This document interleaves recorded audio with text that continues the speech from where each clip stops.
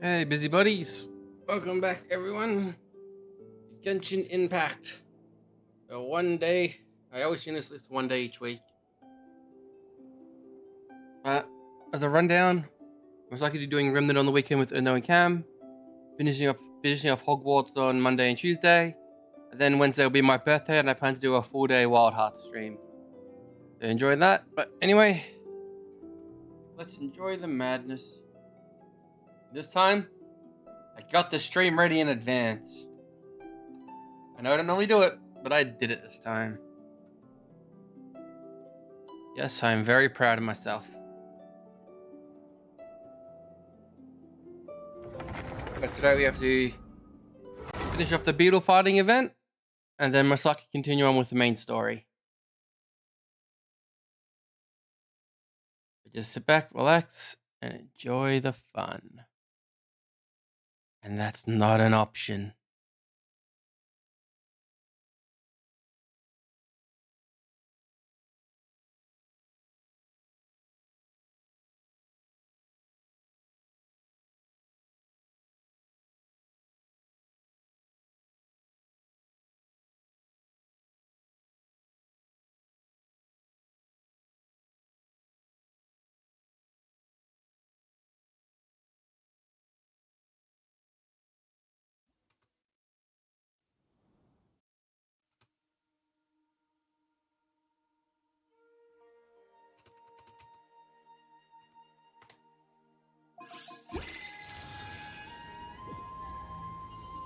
Here I am.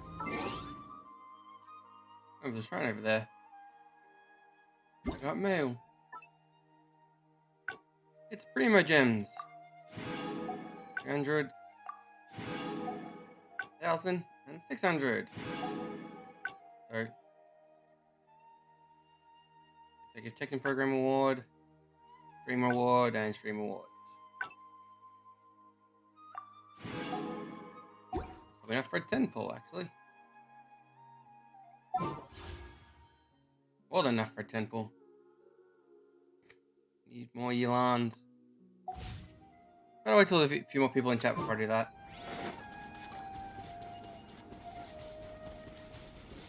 Start by doing some time, so I do the dailies. And I love when the dailies are close to each other.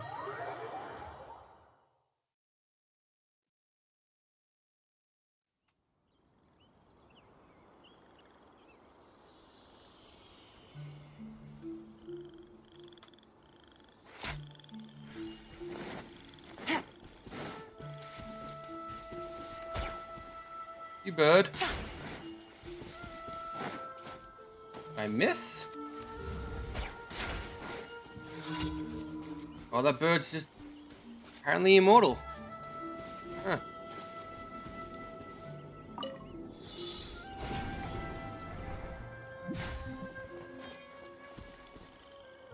I have to speed on the button before it starts. Yeah, that one before it does anything. Yeah. Yeah.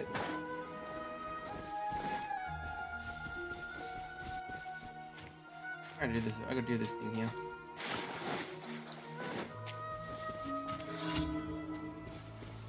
Beat the time trial.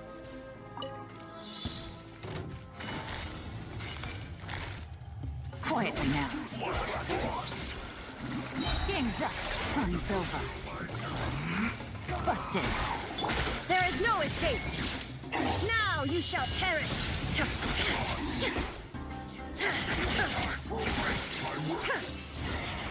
Finished. I need my violin.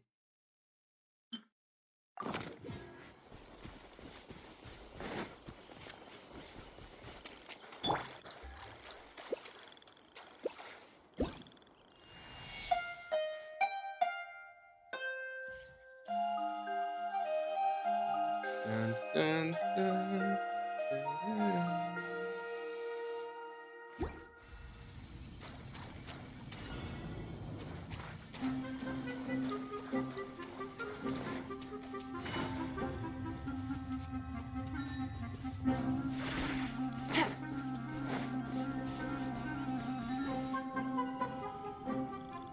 hell do I go? I'm just just running around these mushrooms a lot, I guess.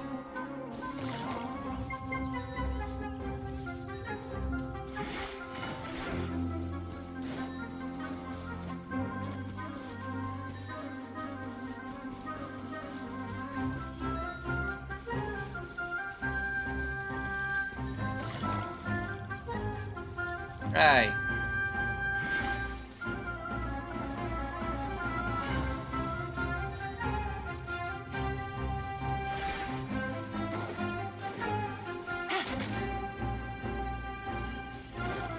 Take it easy.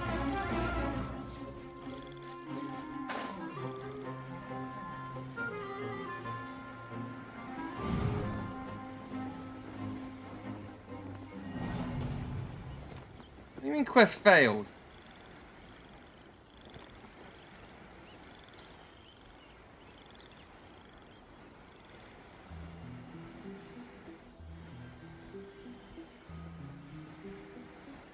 Everyone's going to be very annoying.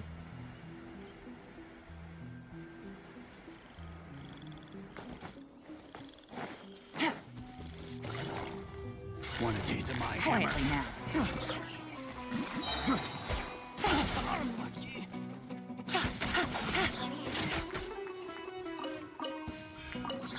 You're open. Take it easy.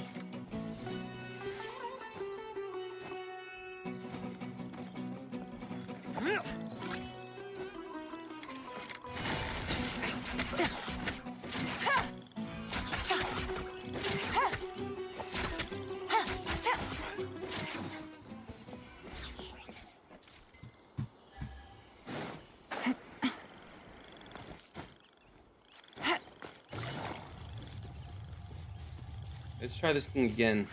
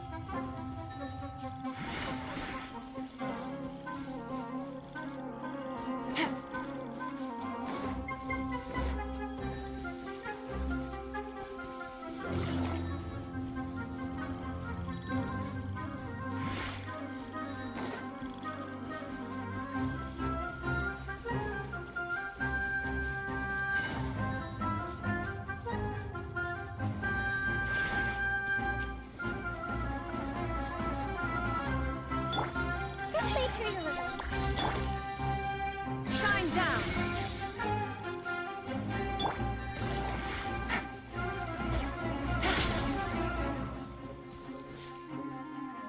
There they are.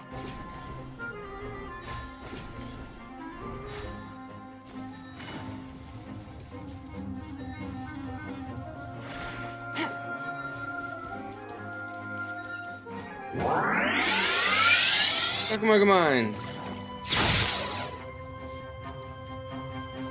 I've been plushed.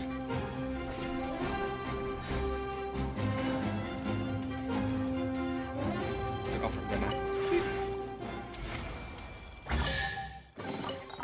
Treasure. One way to draw your target out of hiding. Pretty sure I saw a chest over here somewhere. Cat.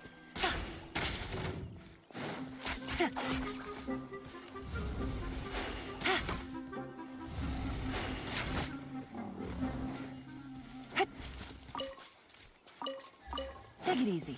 Delicious cat.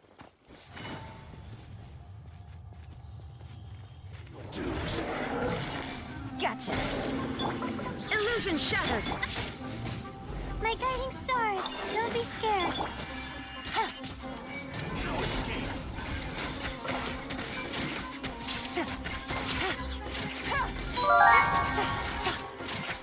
So soon, you can't run from death.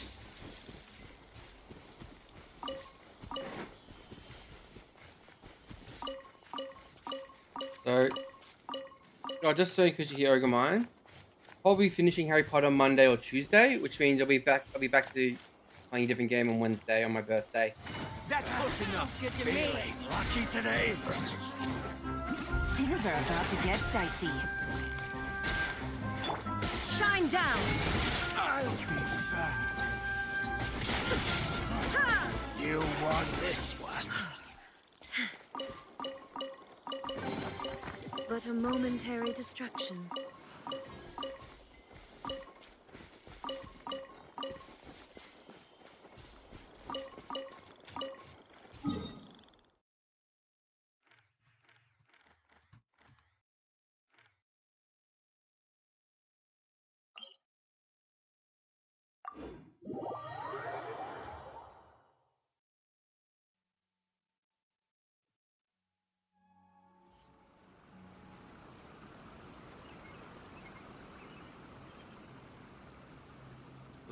Besides streams, if you're planning to spam my Discord, of course they are.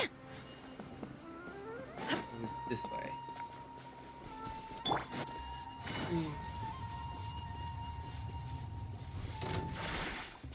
Another cat.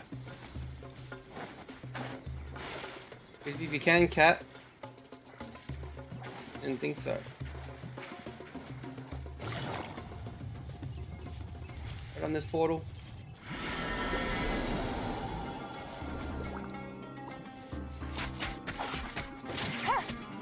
Yeah, I've cleared this place out.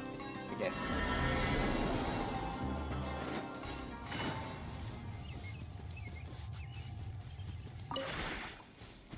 Oh, cool. Amorites. That's close enough. Me. Not now. Cole, mine's a command. Illusion shattered.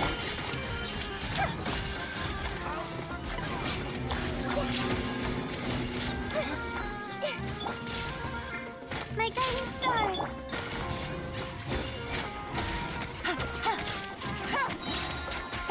I'm getting sick of this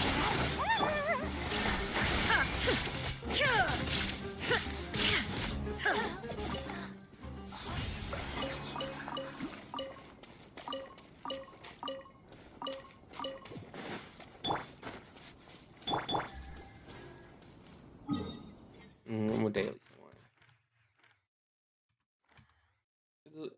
The old man. I don't know this daily in the city. In the city with the daily. I've got my creamers. I'm on my way. I've got all the cream.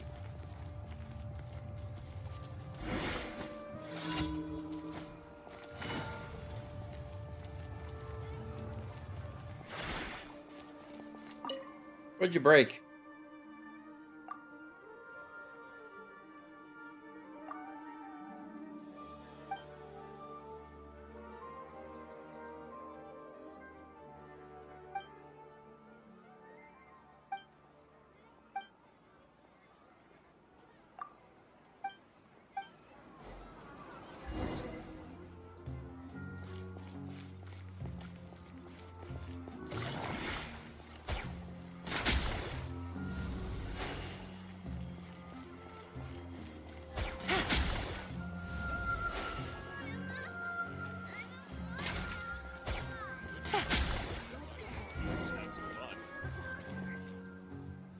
Anything good or AoE on clean.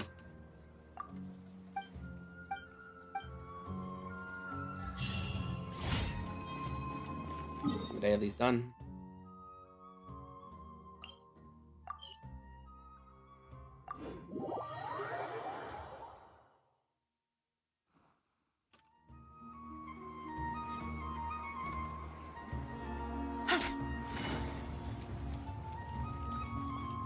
Add Astro. Thank you for Add Astro.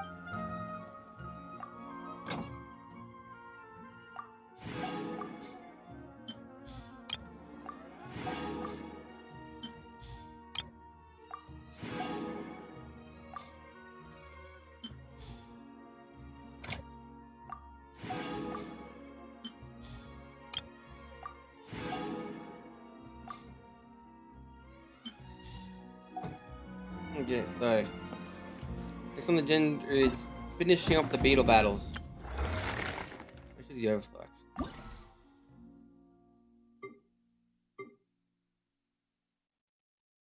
Actually. These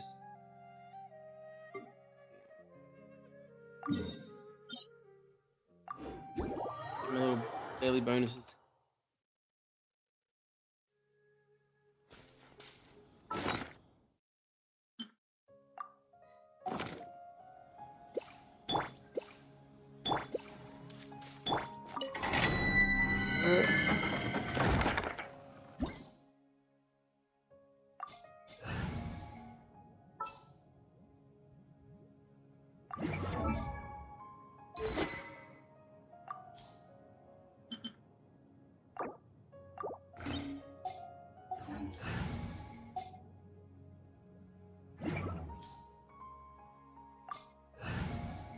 They should still have a sword. Yep.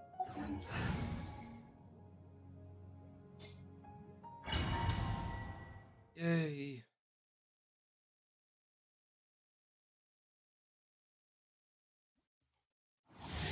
Time to delete everything. I didn't heal in the heater, apparently.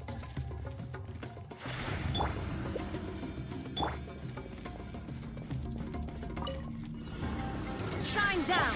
The night is cold. Don't be scared. Busted. Here comes the catch. Quietly now. Make yourselves a room.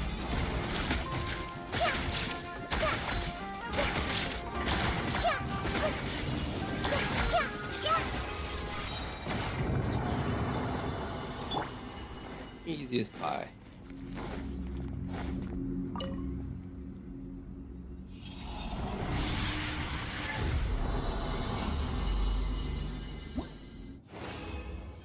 An overflow. It's great because I don't have to use my goddamn condensed resin for double rewards.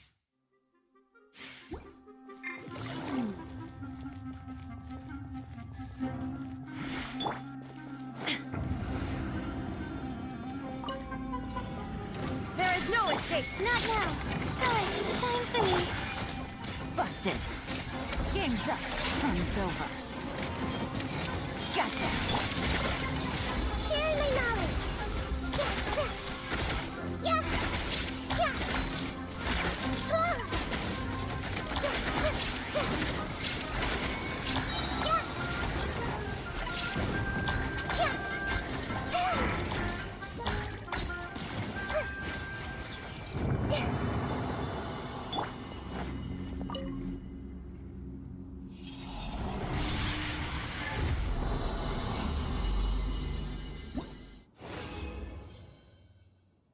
Wow, I got 2 gold rolls. Rare.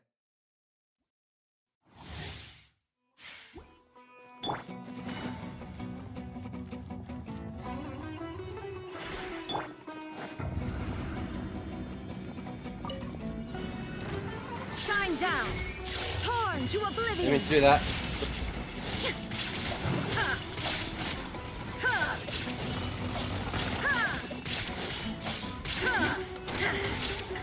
Illusion shattered.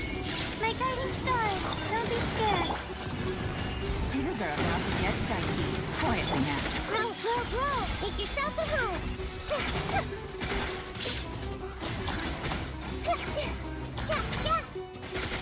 Get the miniguns.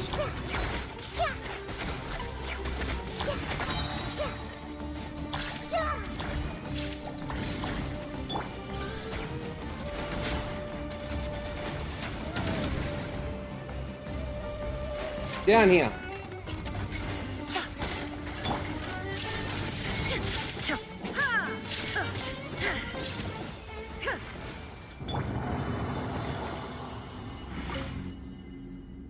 Oh, it's a slow one.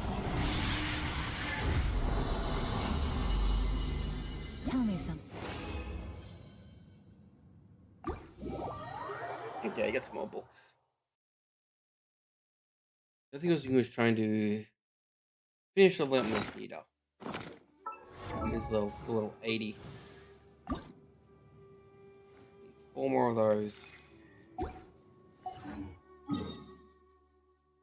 Go to the cube.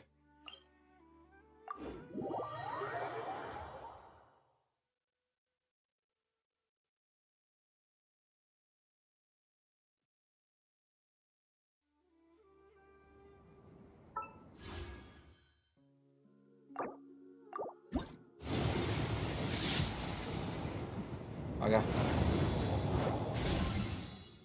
Sure.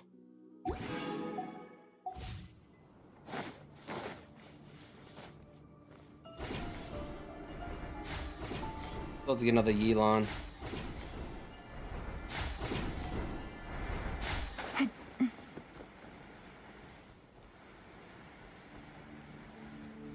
Dendro Rubik's Cube.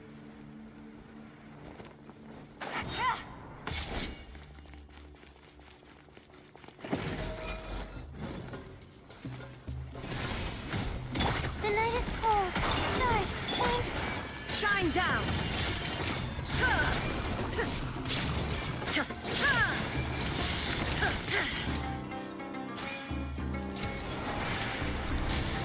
My guiding stars. There is no escape. Sweet dreams. Busted. Game's up. Fun's over. I like the minigun. You really didn't kill him in time?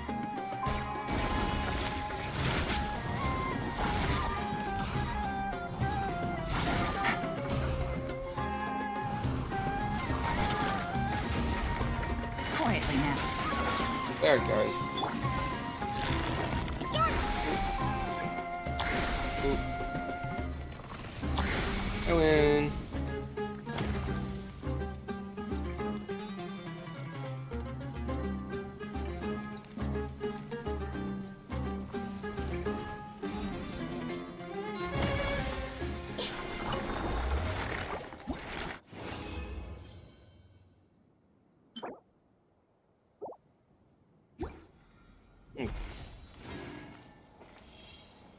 No delay.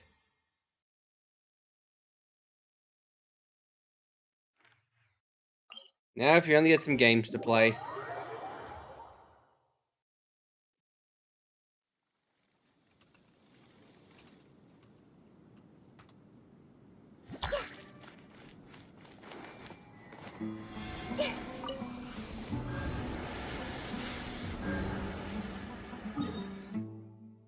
Okay, well, while that's finishing up, it's time to get back to my beetle battles.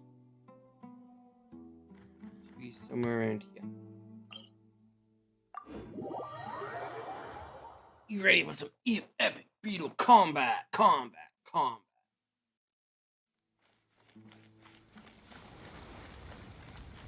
Up to number.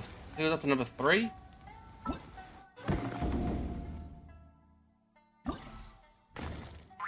That's up number 3. The Cage Master. Sky-cleaving white iron lavender melon, I have come to avenge Electra. Prepare your Onikabuto. After I defeat you, I'll take down the entire Arataki gang, one member at a time. Looks like we've got an adult this time. Why is this guy more excitable than the kids? Well, White Iron Lavender Melon, looks like this guy's challenging you to a duel. And there's no backing down from something like that. Take Crimson Staff with you and go nuts!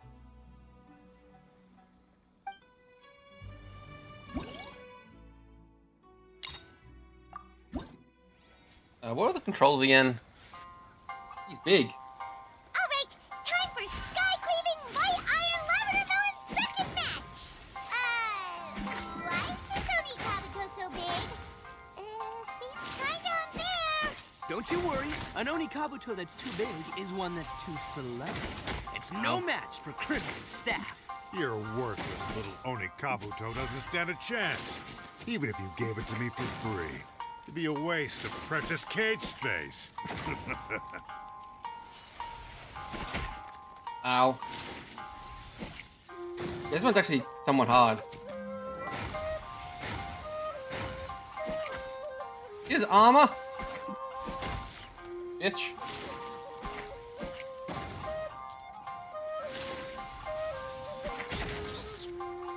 Ha. Oh, his armor again.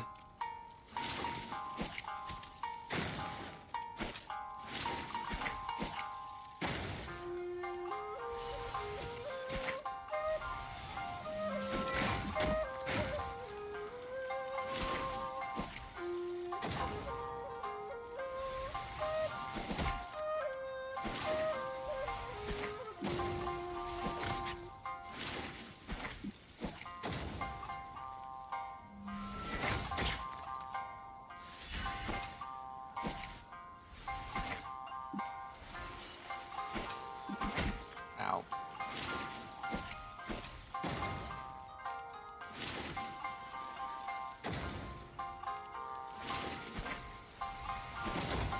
Gotcha. I am victorious.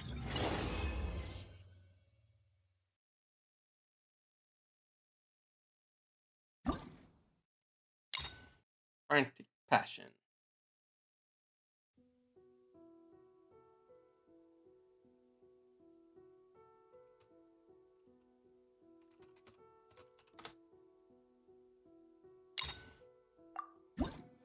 What they say is true. You have to see the world for yourself to appreciate how beautiful it is.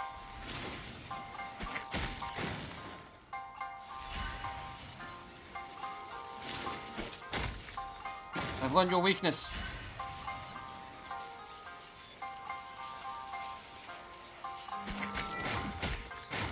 Ow, that hurt a lot.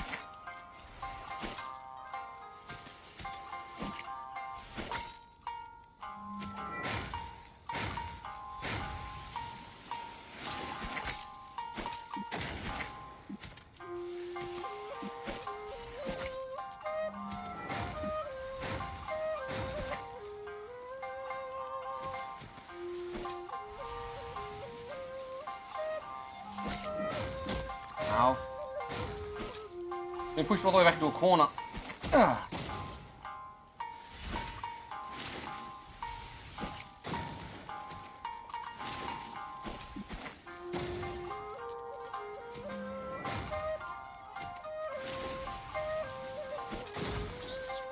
Gotcha.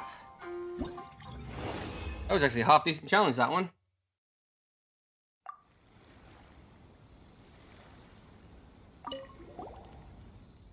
Gotcha. How can I avenge you? Ha! Avenge you for praying the Grandmaster Haruka secret out of me. All you need to know is that Grandmaster Haruka has the ability to let go. Error of their ways, you sound so melodramatic. No. At that time, I was obsessed with woodworking, completely did not consider putting the very my woodwork skills into play. When I saw my cousin's second cousin's uncle's childhood friend nephew Electra, I really got into beetle fighting, and I tried to stop him. Luckily, he brought me to your Grandmaster Haruka. After listening to his speech, I saw how awesome battle fighting is, how naive I was. From then on, I started getting into beetle fighting, putting my lifelong woodworking skills into making insect cages fully support Electra and the Grandmaster Haruka. Guys leaving Wine and Melon, you should have also listened to Grandmaster Haruka's speech. Then you would work for him. No way, Pyro just scared just hearing those things. They use such big words like bull, Bonda, fiddle, beetle, battle, king's words. Much better. I don't even bother talking to you two. Till then, we'll learn my ignorance. Before Grand Rook Senshi. Hey, which one of you's the ringleader? Step up. It's time to fight. He's dramatically pointing. I am Grand Rook Senichi, a giant among giants. Grandmaster Hanakato has demanded the head of the Artaki gang's leader, and I'm here to collect it. Whoa, he looks fierce and sounds it too. Seems like we're up against a really strong opponent this time. Where do you get off, huh? And what's the big idea of putting Grand in your name? You trying to steal my limelight, you little punk? Okay, giant among giants. Time to cut you down to size. So tall. And you're you're an Oni. You look like you could eat me for breakfast. Why is a guy like you into beetle fighting? It's just a kid's game. What have I gotten myself into? Excuse me? Kids game? Oh, you did not just say that. Seems to me like you don't know the first thing about beetle fighting. Your misconception begs correcting by a veteran, my dude.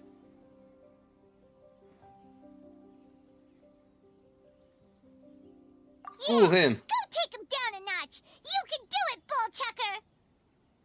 Looks like this is happening. Fine, bring it on.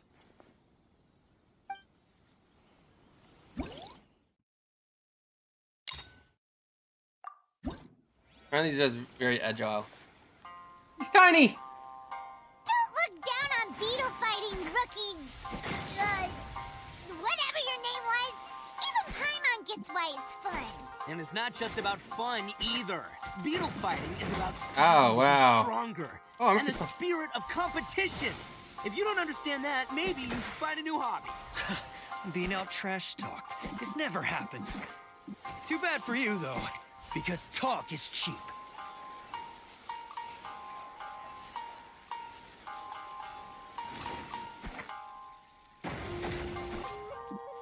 Oh, hit this guy. Ah, got him.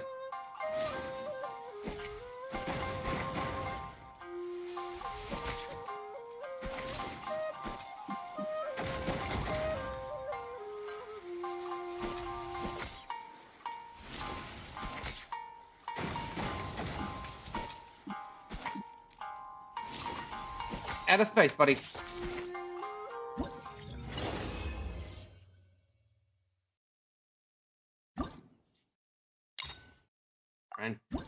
Frantic passion. I gotta get close to this guy. Ah.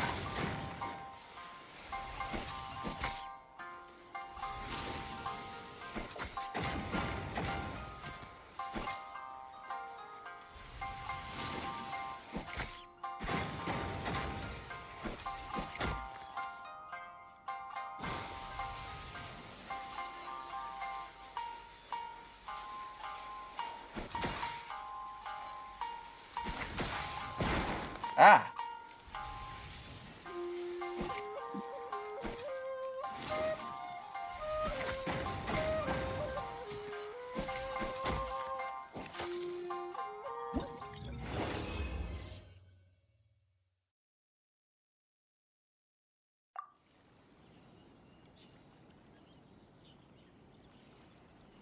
It's over.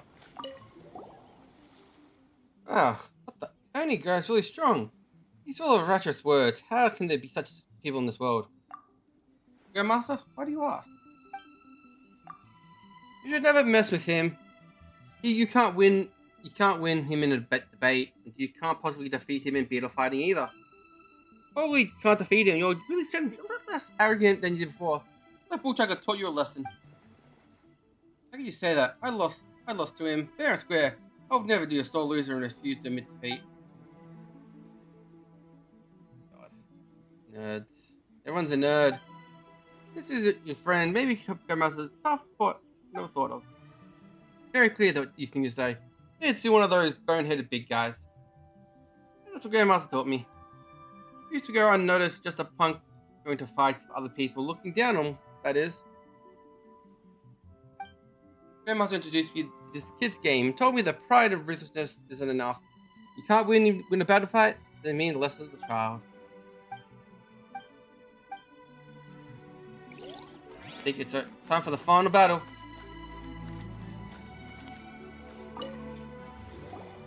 Splendid! Splendid! I did not expect the Arataki gang to defeat so many mighty beetle fighters. It seems that you are well versed in this art. I take back what I once said. You are respectable and worthy opponents, and I must face you as such, with my full strength. Alrighty, Bullchucker, you're our leader. It's your time to shine. And, don't take what was said earlier seriously. Oh, it's on! The final showdown and my soon-to-be final victory. I don't know how you've been leading your crew, but the results speak for themselves. The Arataki gang rules! Grandmaster Hanakato, get ready to battle.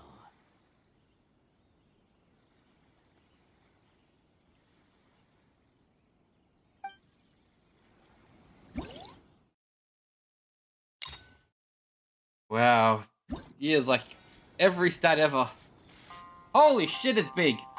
After many duels, your Crimson Staff has grown in strength.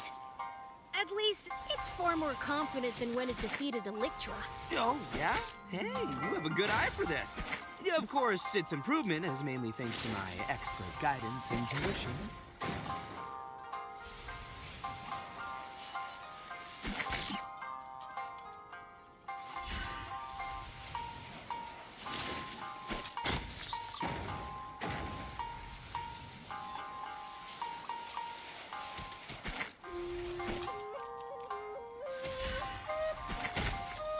Let's try.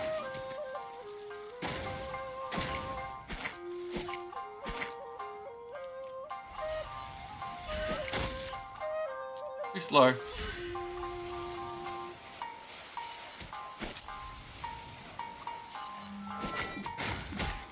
But I was out of range. Ah.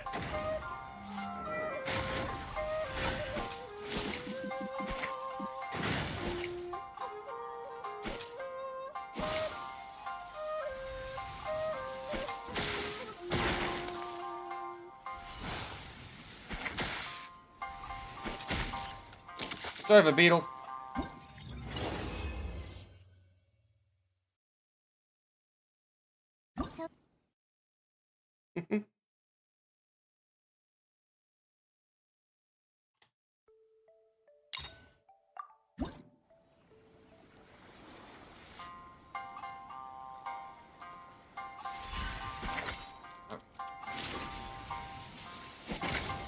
Wow, it doesn't do any damage.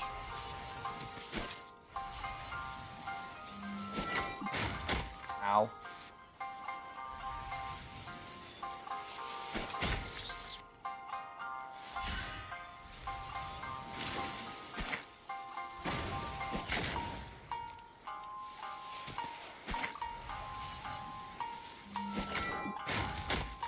Okay.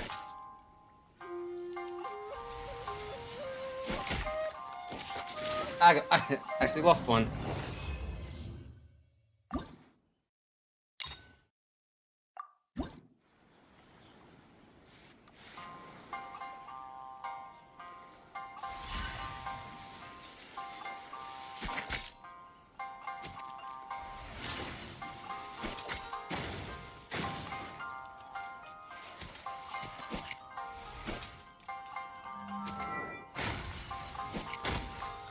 Okay, so I gotta try and mean exactly where I land.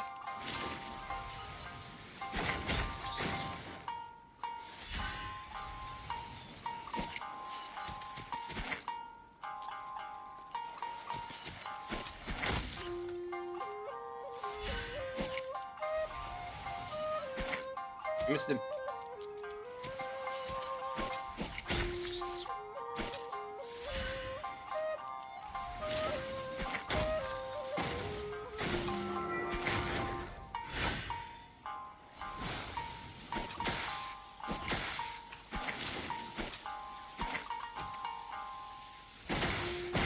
Ow.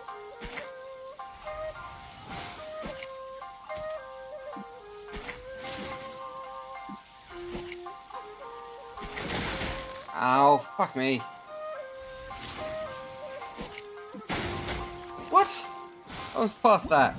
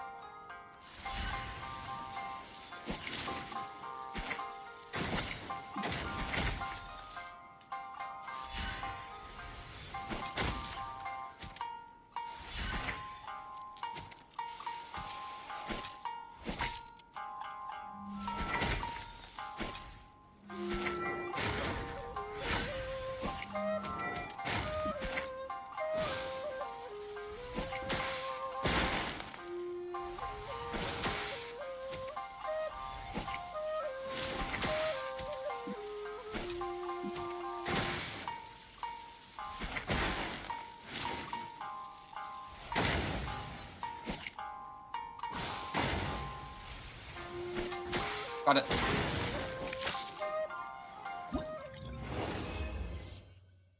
A good time to take this thing a whole new level. I beat you. I am now the beetle fighting champion.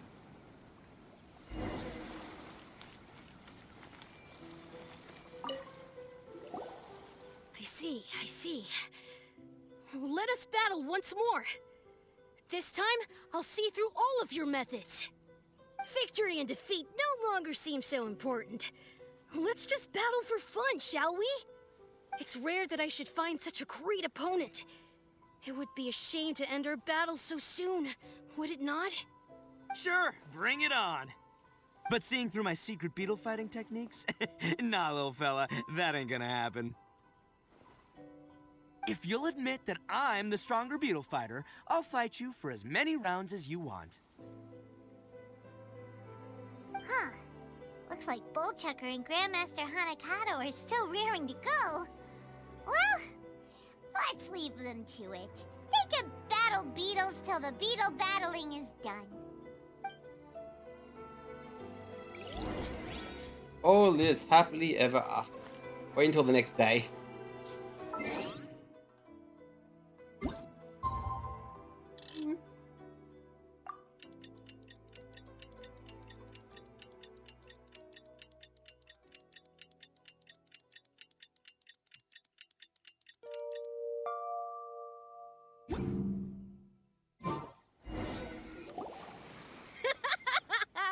Astounding!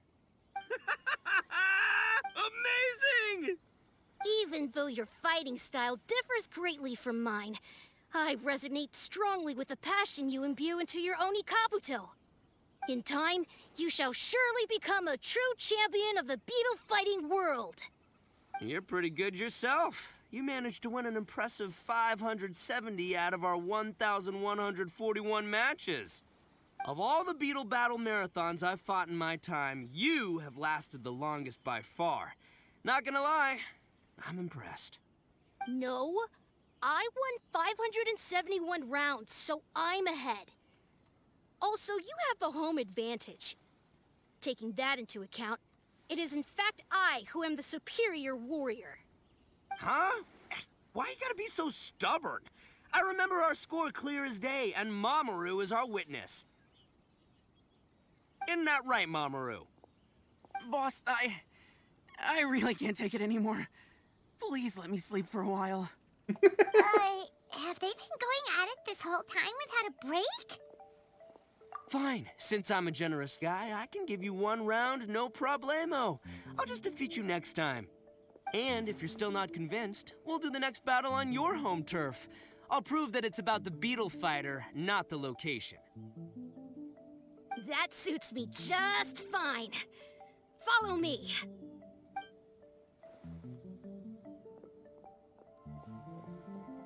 Oh, hey, compadre. Flying Lavender Melon, you're finally here. Wait a minute.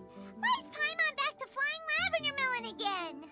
Does Paimon only get a good nickname when she's fighting for you? Yeah, never mind that for now. Here's your 2-month free ramen voucher, as agreed. Take it. Ramen voucher? Oh, yeah, right, the ramen! Now that's more like it. Oh, no. This was just the warm-up. The almighty Arataki extraordinary and exhilarating extreme beetle brawl is still to come. After all, things are way too quiet without an audience. We can't just end the event like this. But the good news is, Grandmaster Hanakato finally let go of his pride and admitted that I'm a strong beetle fighter. Both idiots. Still, we ain't done with each other just yet. I'll be heading to his home turf alone soon, where I'm gonna defeat him once and for all. Once that happens, he'll have to follow my orders. And by that, I mean he'll help us make the almighty Arataki extraordinary and exhilarating extreme beetle brawl the biggest, baddest event ever! Thanks again to the two of you. Now, wait here. I'll be back with good news in no time at all. Bullchucker sure seems like he's having fun. And we got 2 months worth of ramen out of it. Boss! There's a letter from Shinobu. Take a look at this. Uh-oh. Huh? Where did Where'd the Shinobu? boss go? He was Shinobu's beetle gonna fighting kill right him. here just a moment ago. Is it urgent? Because Bullchucker just left with Grandmaster Hanakato. They said they were going to continue their battle. Well, it's not urgent, just a little unexpected. You can read it for yourself if you want. Boss, I have yet to complete my business, so I won't be back for a while. Do you have any new ideas that you want to drag the boys into a new shenanigans? Hold your horses first. I'll help you organize the matters once I get back. I met a kid who's harvesting lavender melons. He's actually articulate, well-mannered, loves beer battles. He has lots of friends in that department. Having heard that you're also an avid beetle brawler, it was quite eager to meet you. He has said that he can't consider joining the show again if you turned out to be better than him at beetle. I gave him address to some of your usual haunts so he can find you himself. My mistake, you should have been up by now, so have fun. Just remember to eat your meals on time. Prove myself again. Just relax and stick to the beetle battles for now. Don't drag a gang around, well, wild adventure or anything. What the? So Grandmaster Hanakato is actually part of the Arataki gang? But his communication style made Bullchucker feel like he was facing a mortal enemy. Just as Shinobu expected, Bullchucker is spending all his time beetle fighting without resting or eating. But he did get us to organize the Beetle Brawl event for him. You know, Paimon thinks Shinobu deserves to enjoy the ramen voucher more than we do. Why don't we take her for ramen when she gets back? Actually, wait, Bullchucker didn't tell us which ramen stall this voucher is meant to be used at. Are we supposed to find the store by ourselves? Da-da-da-da-da-da. Beep.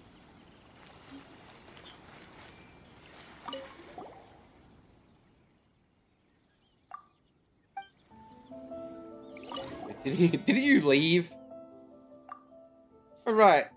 Didn't you both check it? Damn it. Sneak back here. Did you better learn? Finally beat you? Oh, did you think that was easy to beat me?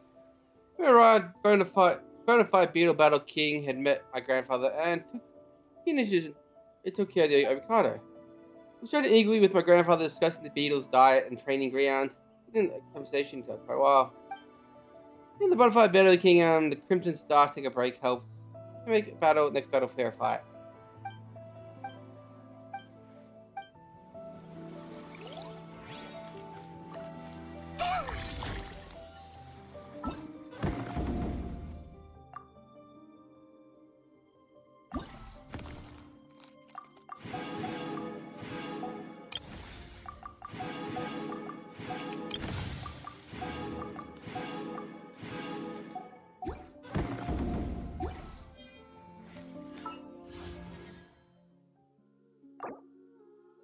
I need 75 primo. I make another 10, another pool. Probably get that from doing the main story quest, which I'm going to go back to now.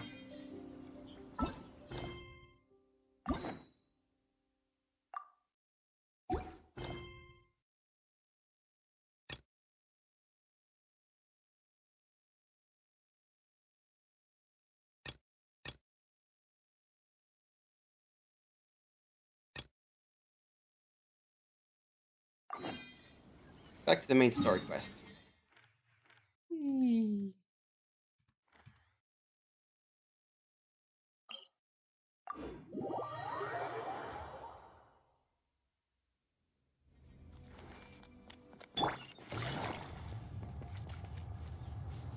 We're able to explore around here because I really have not even touched the desert yet.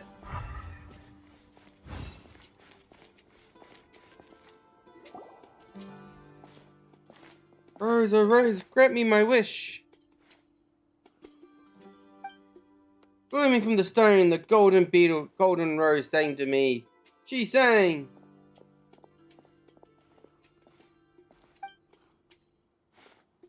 That's the local Samuka folk song called Sing Roses, right? It's such a cute song. Too bad the boy ran off halfway through. I would have loved to hear the whole thing. Just been here, first time in our village? Yep. No wonder you ever heard these folk songs. Well then, as those looking to study abroad in seminary, I know many foreign scholars in academia. You know, we do know a lot of scholars, but we aren't quite like them ourselves. Technically, we're adventurers, glorious world of toning duo, Paimon and Joystick. World toning. What's so funny? It's a famous adventurers, believe it or not. I wasn't mocking you. Going so far away, just the opposite. It's a delight. They're uplifting stories of people traveling the world. When you're detached from the world as I am, such enthusiastic remarks really catch you off guard. I'm sorry if I offended you, offend you. My name is Sabaha. I offer you my apologies as well as welcome to the village. Ah yes, you're talking about the Rose Folk songs you're into singing. You can talk more a bit about more if you're interested. I hope you liven up your journey. Are you going to give us a sing for us, Sabata? I'm done hear the rest of it. Sorry, I'm not good at singing, but we can discuss the song. We can discuss what the song's about. Sure, keep saying the Rose granting wishes. Yes, in a tiny village like ours, we don't have big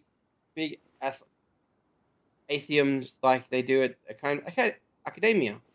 All of our songs passed down orally. It's believed that the wish granting flower is a song representing the collective imagination of our ancestors. In harsh environments in the desert, water is an extremely valued resource, so they prize the water storing plants. The more adverse terrain, the more stories about the plants, reflection of our ancestors yearning to bear better life. At the same time, plants are also part of the symbolic relationship between our ancestors, flora and fauna of the desert. However, our is built on the sand, the soil is actually not suitable for cultivating Terumi roses. The roses I plant could never grow. If you ask me, the golden rose song must be productive people's imagination. Oh, hold on, Bubba can't keep up anymore. We don't usually talk about people, Mr. Sabata. I'm sorry. I thought a little since you were. I thought that you were here. You prefer such subject to farming and the weather. I got lost somewhere between teamwork, leadership, and the collective imagination. Don't worry, Papa understood the last sentence. That the land here isn't suitable for summer roses. I've also seen many places in moist soil. Speaking of roses, I was thinking, these are two adventurers, perhaps we can hire you two. No, we're battle-hardened adventurers. Ain't no job, no problem. I know what to do is, I want the roses that don't belong here to bloom, but regardless, I still want to see them. First to say, but that's my wish. Based on what I know, the roses will grow if it's fertilized with highly concentrated dendro, if you grow them in sand. You could possibly get such fertilizer out here. So only if you could maybe be able to get your hands on some. Dendro? Dendro promotes plant growth, works especially well in poor crops. But as no person without a dendro vision, I lack the resources to obtain effective fertilizer.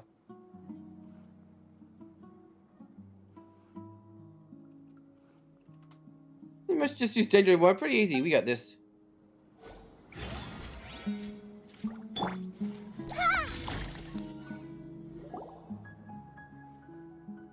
Real dendro? Are you someone with a vision? I haven't met anyone like you in a long time. What a nostalgic feeling. Be fine now, Miss Sabata. Alright then, you should cut soon. Power dendro, just wait for a while.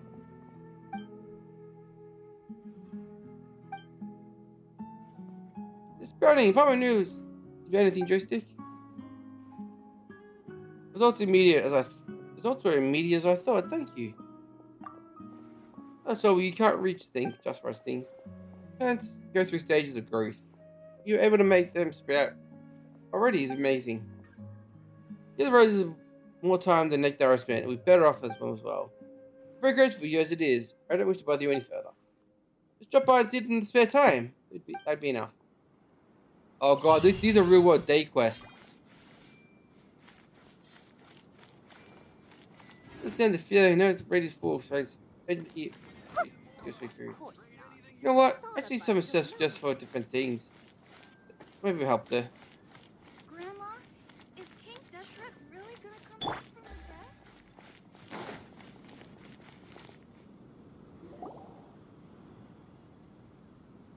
death? I know.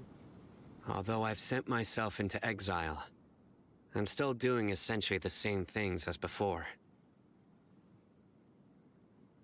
Do you still have any questions for me before we start our investigation? I gotta quickly go feed the animals again, so I'll be right back then. I'll continue this story.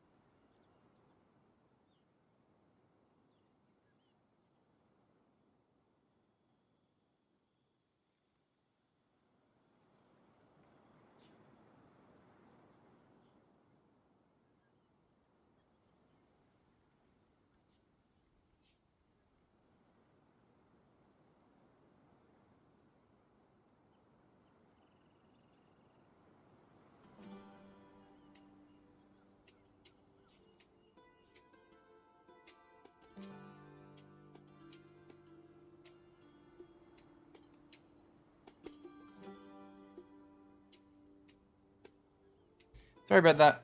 Back now. Really, just sorry. One of my former subordinates told me that this title has its origins in a strange incident. The Academia has long exiled mad scholars to Aru Village. A mysterious phenomenon exists here. When mad scholars first arrive, they are as incoherent and deranged as before. But after spending some time here, they invariably begin to calm down. Initially, the people of Aru Village greatly resented having to take in the mad scholars. But a strange incident one night changed that. Aru Village was struck by the strongest earthquake in living memory. Seeing buildings on the verge of collapse all around him, the then chief of the village was preparing to take everyone to safety. Suddenly, he noticed a mad scholar crouching in a corner, caressing the ground with his hands. A soft, green light radiated from him, like a divine glow against the backdrop of night. Despite the powerful tremors that ripped through the ground that night, all the houses remained upright, almost as if they had grown roots reaching deep into the ground. In the end, not a single building collapsed, and no one was hurt. After that, the people of Aru Village treated the mad scholars with greater kindness, and began to refer to them as the village keepers. A soft green light? A mad scholar protecting Aru Village? What do you make of it, Traveler? Paimon thinks so too. Actually, Sino, do you know if any of the mad scholars continued to wear their Akasha terminals at Aru Village? In theory, they would continue wearing them so the Academia could still monitor their activities. With that said, the main Akasha system would no longer have any interaction with them. Oh, no wonder! Everything makes sense then! Add in the fact that they calmed down, it was probably Nahida who calmed them. If you are able to draw a conclusion from this one story alone, then it appears you possess much more information than I do. So, what do you make of the story?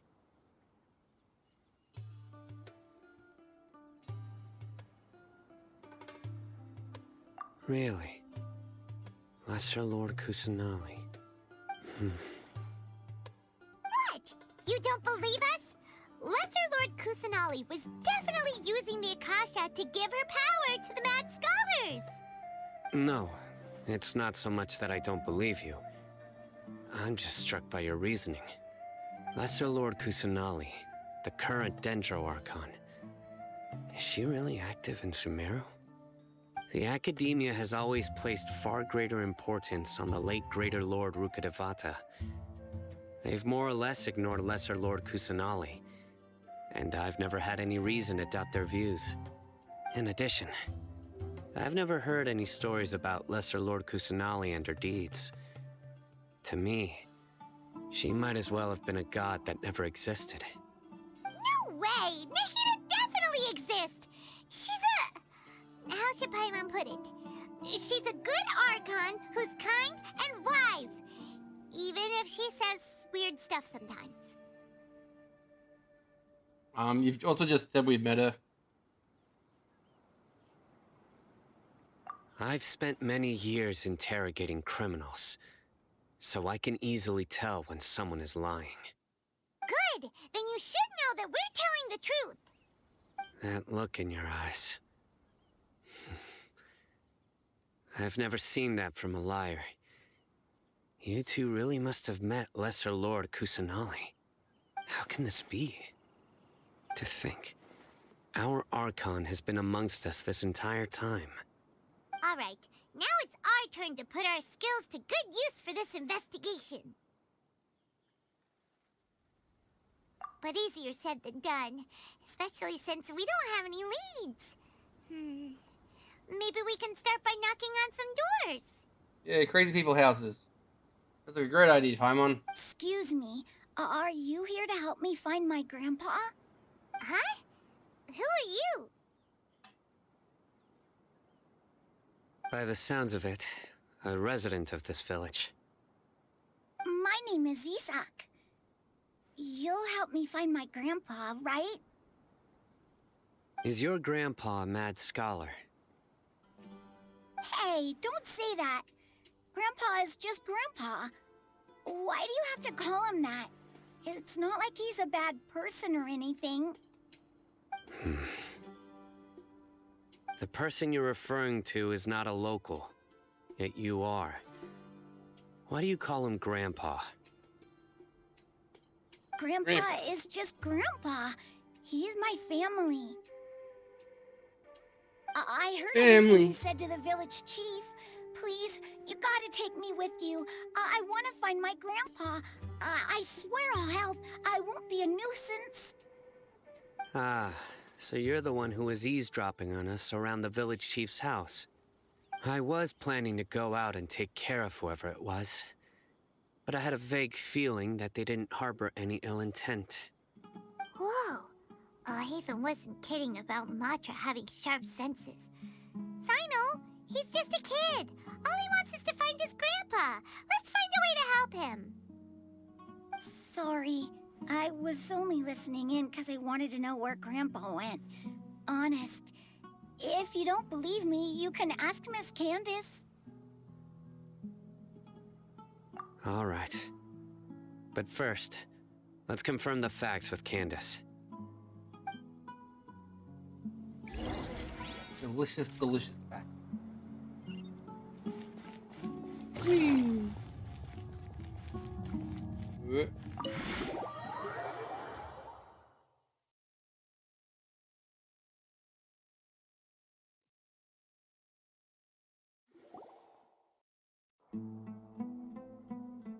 Sino is super vigilant.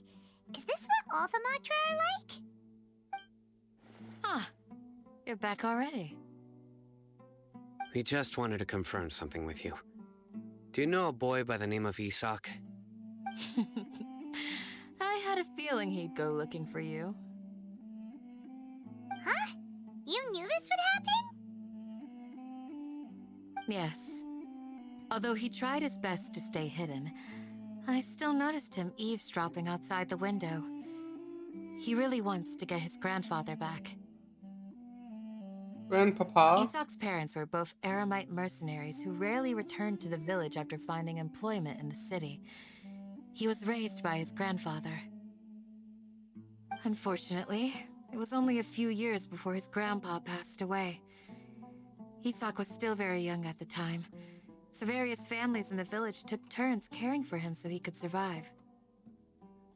Later, an elderly mad scholar arrived at the village. Isak thought the scholar bore a striking resemblance to his grandfather, and thus often spied on the man. However, the scholar was unkempt in appearance and incoherent in speech. Although Isak referred to the man as his grandpa, he was afraid and didn't dare to approach him. One summer night, the oft mumbling and bumbling grandpa suddenly calmed down and seemed to become more lucid. He even noticed Isak hiding in the distance. So Grandpa walked up to Isak and patted him on the head. He even took Isak to the entrance of the village, where he patiently taught the boy the names of the stars, and accompanied Isak until he fell asleep. The next morning, Isak woke up and wanted to go find his grandpa again, only to realize his grandpa no longer recognized him. However, even so, Grandpa retained his calm expression. It's said that those who saw the scholar claimed he no longer appeared to be crazy, but appeared to be living in his own world, almost as if he were sleepwalking. Isak was thrilled that his grandpa was able to find peace and would follow him all the time, asking him things like, "Grandpa, want me to take you somewhere fun?" Or, "Grandpa, could you tell me stories about the stars again?" All this somehow just makes Paimon feel really sad. It seems like they both deserve so much better. Perhaps. Nearly everyone who lives in the desert has some form of hardship or regret. But But even so, we must still continue on with our lives. It's also my reason for fighting.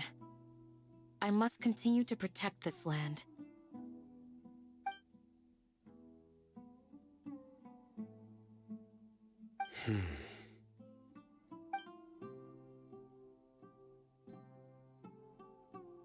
Maybe the people have always had a considerate god watching over them. Huh? What did you say, Sino? No, nothing. As long as Esau keeps his word and doesn't get in our way, we can take him along. Perhaps you are more compassionate than I gave you credit for. Please accept my thanks on Isak's behalf, Sino.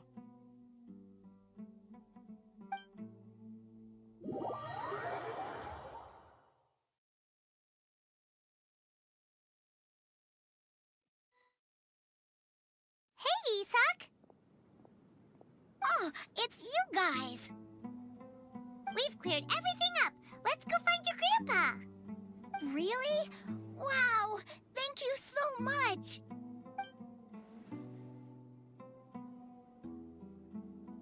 Yeah! Alright. Let's ask the local residents some questions first.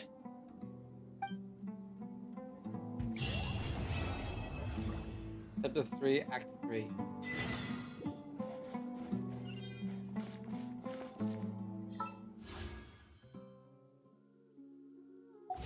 Really?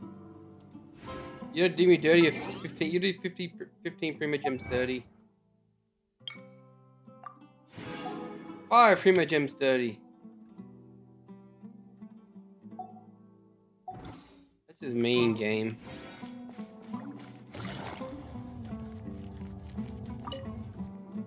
Excuse me, did you happen to see where the missing scholars went? You mean the village keepers? Oh, let me think. When I was eating dinner the other day, I saw one of them by the side of the road, muttering away and eating mushrooms and tree roots. They shouldn't go around eating that kind of stuff. Okay. Did you notice anything else? Anything else? No, I think that's all I have to tell you. Sorry. And away he goes.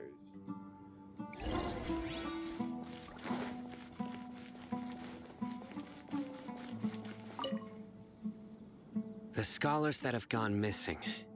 Have you seen them? Those eyes. Those fierce eyes. You look like a real fighter. Don't change the subject. Right. You were asking about the the mad scholars. I think it's been a few days since I last saw them. I usually go to bed pretty early, so I'm not too familiar with what goes on at night. But honestly, I feel quite sympathetic towards them. Even though they act a little strange, they've helped me in the past. If it weren't for them, my house would have collapsed long ago. Do you also think Grandpa and the others are good people? Grandpa? Oh, hello there. It's little Isak. You mean that nice man who looks like your grandpa's long-lost twin, right? He was actually the one who protected my house. I saw it with my own eyes. He happened to be staying near my house that day and was doing something with his hands on the ground. It still feels pretty surreal now that I think back on it. Did someone teach them how to do that? Well, whatever the case, I'll always be thankful to him and whoever taught him to look out for others. I'm pretty sure that if I ever went mad, I wouldn't be able to do anything like that. Gotcha. Thank you.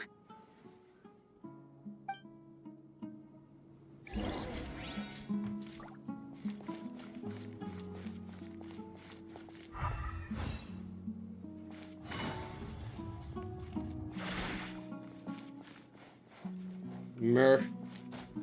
His name is Murph.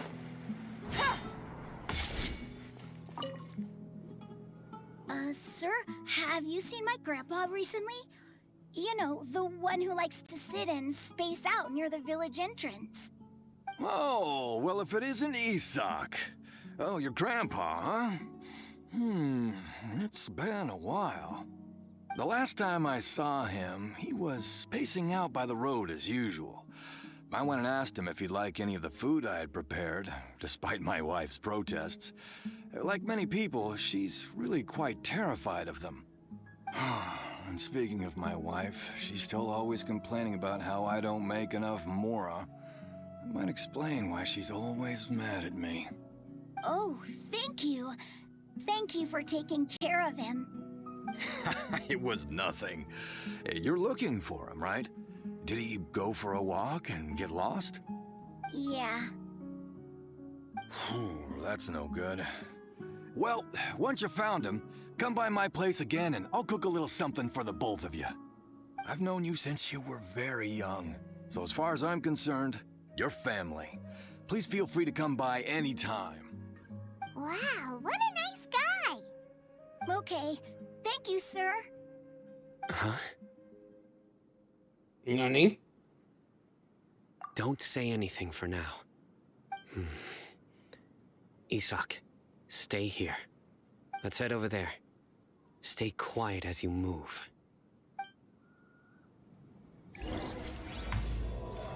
Act 4 started.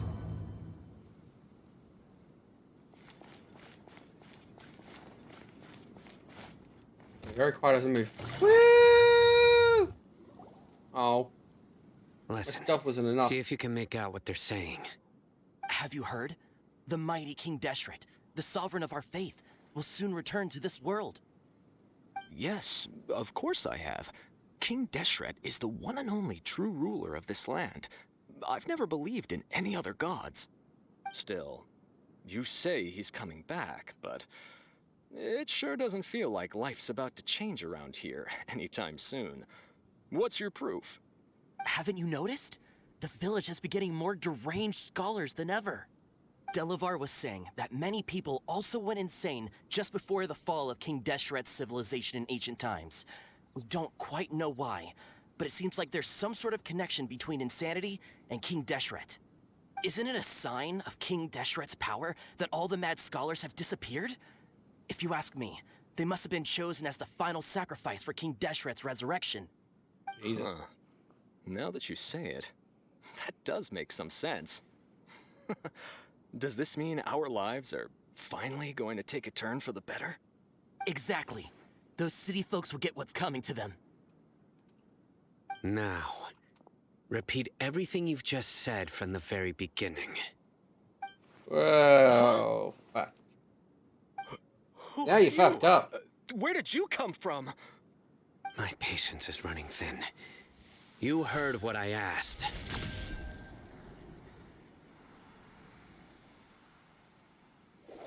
Yeah, bro, this guy's something else. Just look at his eyes. One wrong move, and he's gonna flay us alive. Let's not get on his bad side, okay? I am no match for this guy. Oh, okay, good sir. What is it you would like to know? Tell me about King Deshret's resurrection. Well, I only know a few things from hearsay. I went for a drink the other day and heard others talking about a rumor that the madmen will disappear and that King Deshret will return to this land. I'm not making this up, I swear! Hey, go on, keep talking. It's true. It's all true, sir. We desert folk have had more than enough of those people at the academia. They keep sending us all their mad scholars and won't let us have a good life. Would you want to live like this if you were in our place? The radicals were even more thrilled than me when they heard the news. We're all praying for King Deshret's speedy return. Delavar also said that once King Deshret returns to our side, it's only a matter of time before we conquer the land on the other side of the wall. They're all willing to serve under King Deshret and fight for a share of the glory. Is that so? Seems like he still wants to know more. Keep talking. Got it. At first, I told myself it was just the drink talking, but then all the mad scholars vanished without a trace, just as the rumors said. Please don't beat me up just for mentioning these rumors. If I'm guilty, then everyone else around here is also guilty. I'm just saying what the others said. The people here really like King Deshret, but dislike the Dendro Archon. Where is this radical person you talked about? I haven't run into him over the past few days, so he probably hasn't been around the village. What about you, man? Have you seen him at all? No, not at all. We wouldn't dare lie to you. He's really not here right now. Sounds like you're not too close with the radicals. No, of course not. All we know are their names. I have many ways to stop you from talking. And many others to stop you from sending warning messages. So you'd best just stay home and hope I don't hear of you trying to contact anybody. Don't do anything until I've gotten to the bottom of this. Try something foolish, and even Candace won't be able to protect you. Yes, got it. We'll do just as you say. Cowards. That scared Paimon half to death. Sino is pretty terrifying.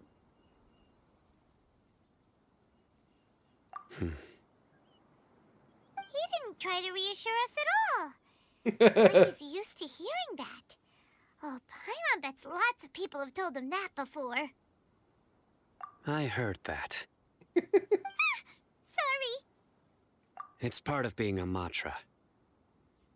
The rumor we heard just now seems like a strong lead. But we need to check a few more places. Very well.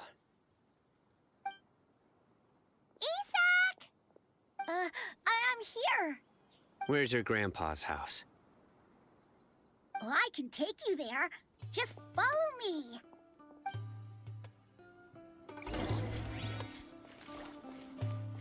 Join the Aramites and embrace a wonderful new life. Oh no. He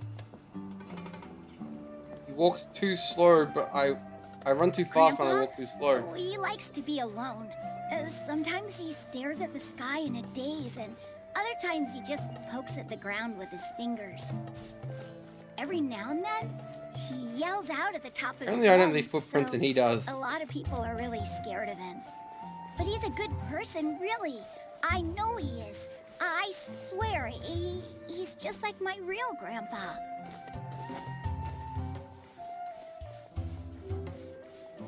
Yeah, and Yalon walks really lightly not to leave any footprints.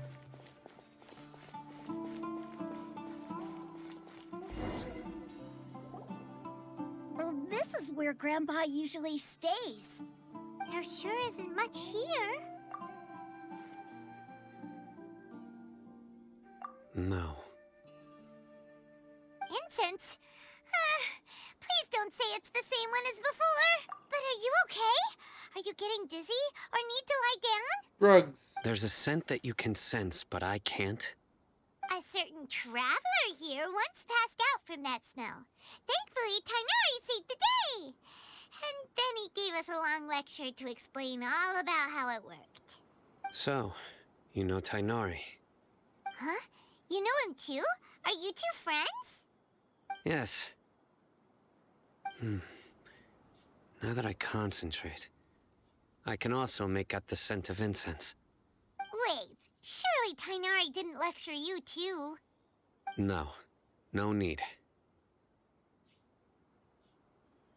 Did you first encounter this scent at Tainari's house? In the forest. From a scholar.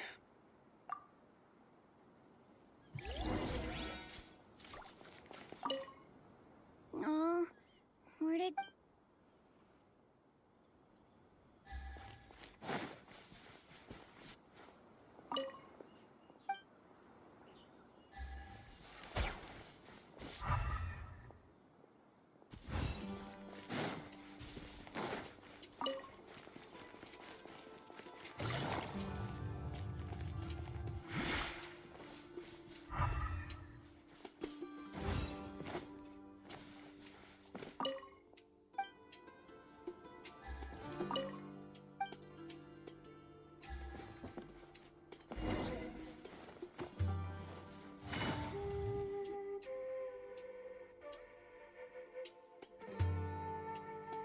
What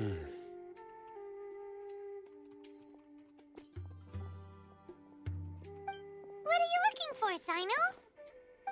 Here it is. Take a Orphan look blood. right here.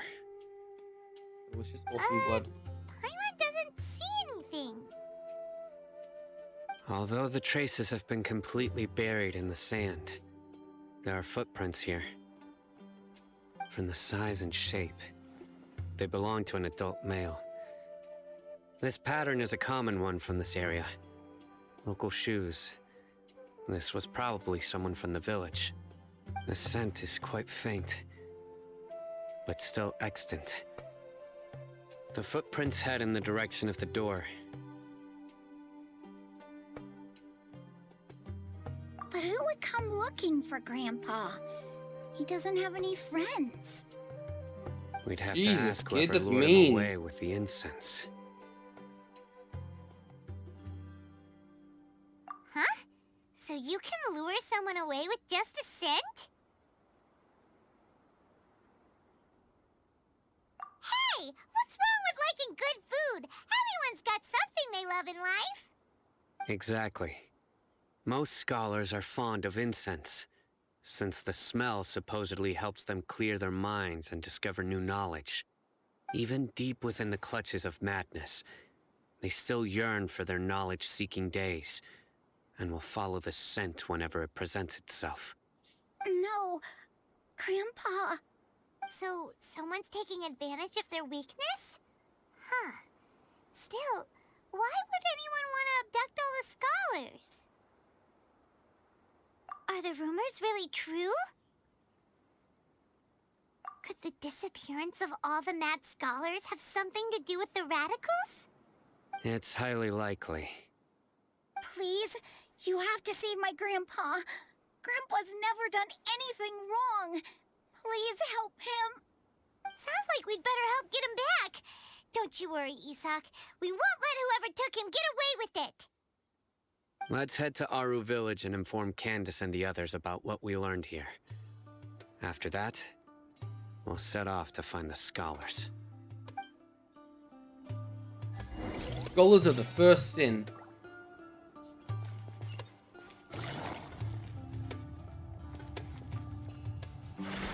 Take it easy.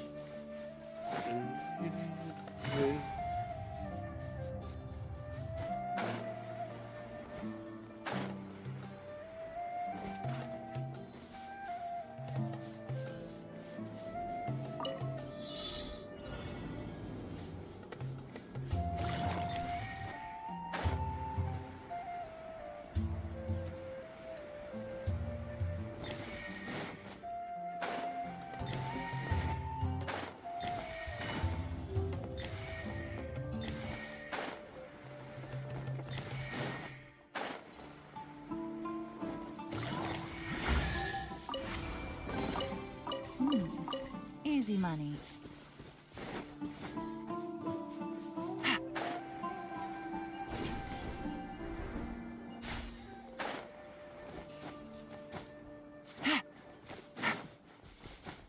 Yeah.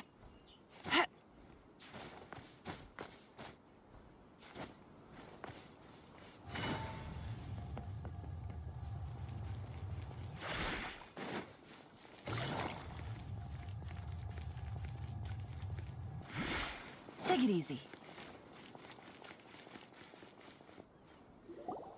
Everyone's here. Right. The darker fabric definitely looks a lot better. That'd be my choice too.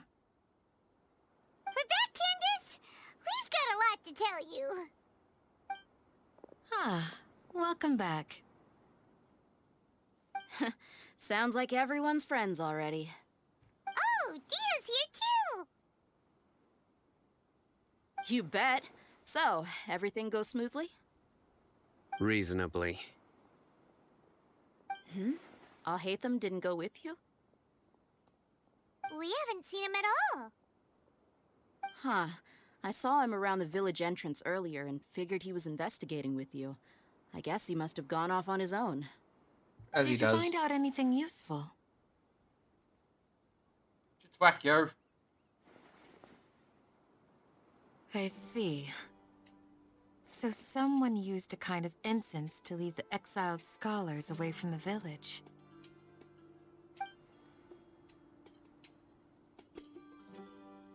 The resurrection of King Deshret? First I've heard of it. Far as I know, the kind of incense you just mentioned is only popular beyond the wall. Scholars are fond of it, but as you can see, there aren't many scholars still studying around these parts. No seller would be able to make a profit here. Not to mention making incense is a labor-intensive process. You won't see anybody in the desert with the patience to make or sell something that requires that kind of effort. It seems someone from beyond the wall must have been supporting this. Makes sense. So what should we do then? Do we go back to the academia and search for leads there?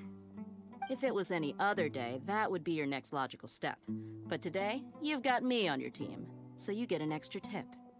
Didn't you say that the villager got his news from the tavern? Well, I also like to drink at the tavern, so I know a thing or two about these radicals he mentioned. If Paimon remembers correctly, the leader of the radicals is some guy called Delavar. Ah, yeah. Delavar, the scar-riddled bandit, Enger, the wide-eyed butcher, and Jabari, the duck-tailed bearded crook. The whole lot of them are known around these parts.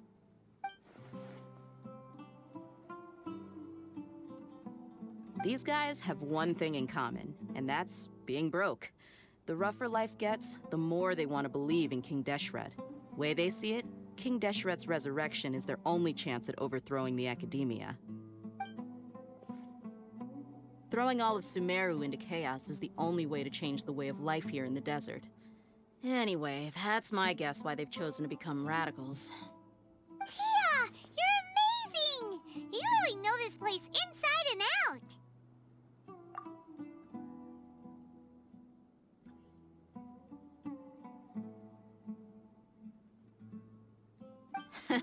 No merc can afford to slack off on gathering intelligence. Every mora I've spent in the tavern has been a valuable investment. Let's head out. Now hold on, you're staying right here, Sino. Why? Justice! Aru Village is not a big place. Outsiders stand out here like a sore thumb. I'd bet word about you has already gotten out. The desert is unforgiving, so the way of life here is also a lot tougher than on the outside of the wall. You survive on making connections out here. Compared to you, mercs like me are just third-rate amateurs. I've got no actual fighting skills to speak of. But that also makes it a whole lot easier for me to gain the locals' trust. Justice.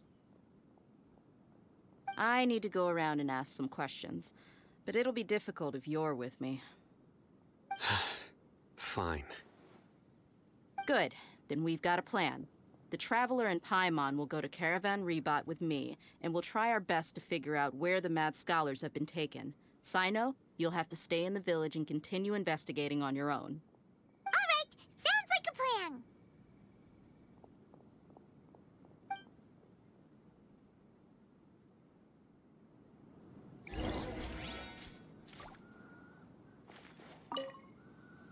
Sino, please don't take offense. I'm sure Dia just wants to help everyone solve their problem as quickly as possible. That's why she can be so straightforward at times. I don't mind. Ah, I see. Well, from the way you were staring out into the distance, I thought you might have been mulling over Dia's words. No, I'm used to being treated that way. It's natural to fear strength. I take no objection to it.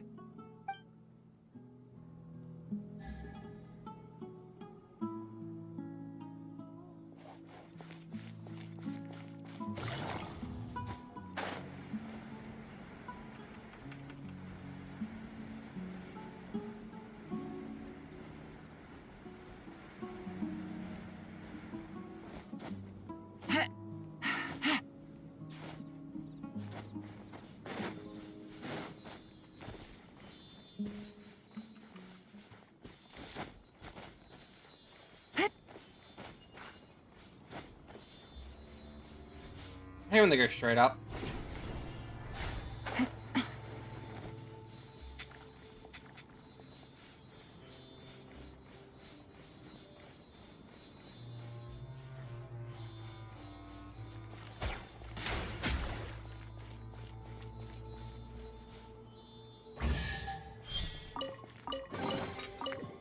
full of valuables and a trove of potential clues. The night is cold, cold. Mine's Gotcha!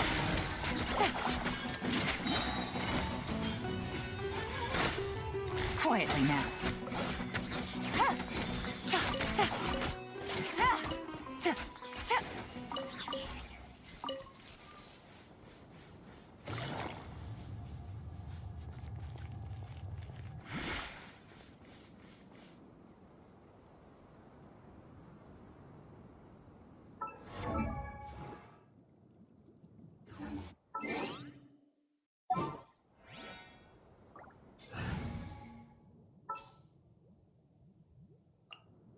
Let's move before the trail goes cold.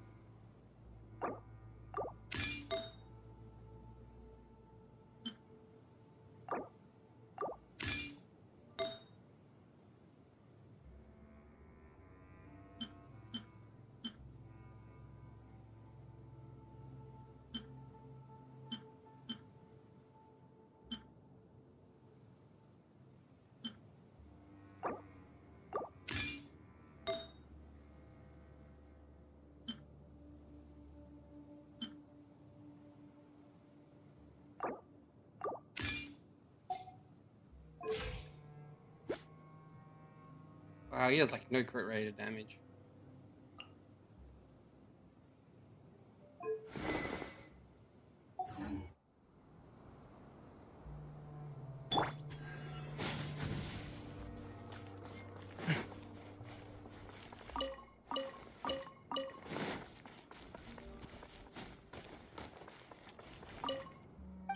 Why would they grow? Hello?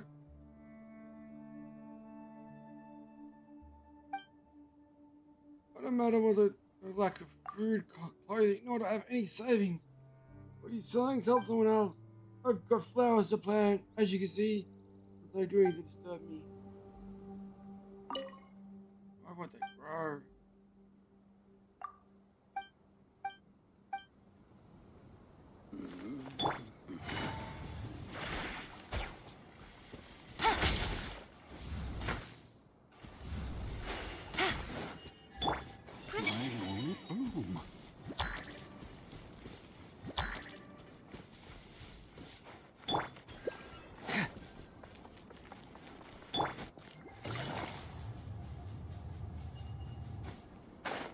How am I even heading? All the way back to the border town. Chest. Ah.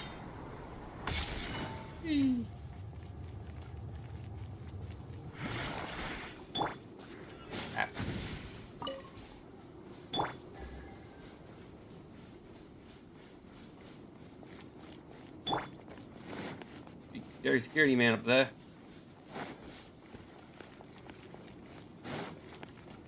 my guiding star. Your journey ends Gotcha. here. Things are about to get dicey. Committed to memory, the Temple of Wisdom. Fracture! The golden slumber. Oh, it's all coming out now.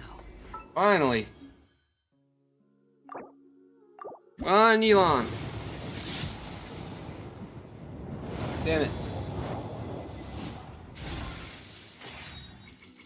Okay. I don't think it was resort. I need more of those anyway.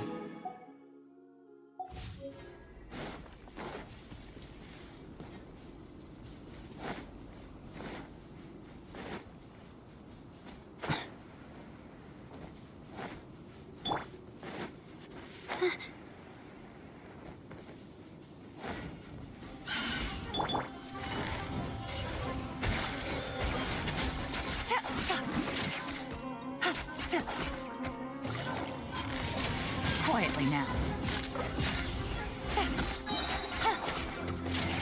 No.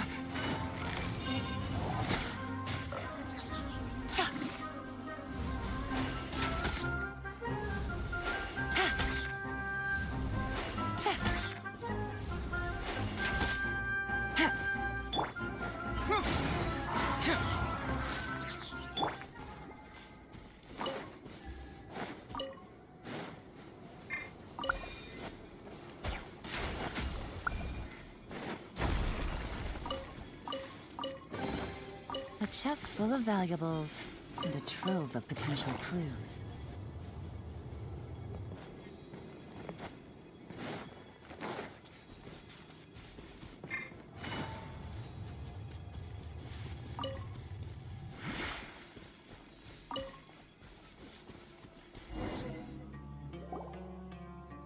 Well, here we are again. Sounds like you're starting to get familiar with the area.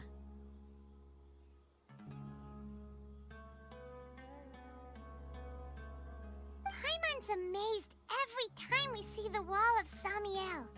How can a wall this tall even exist? It's almost unreal. I know what you mean. I had the same question every time I walked this way when I was a kid.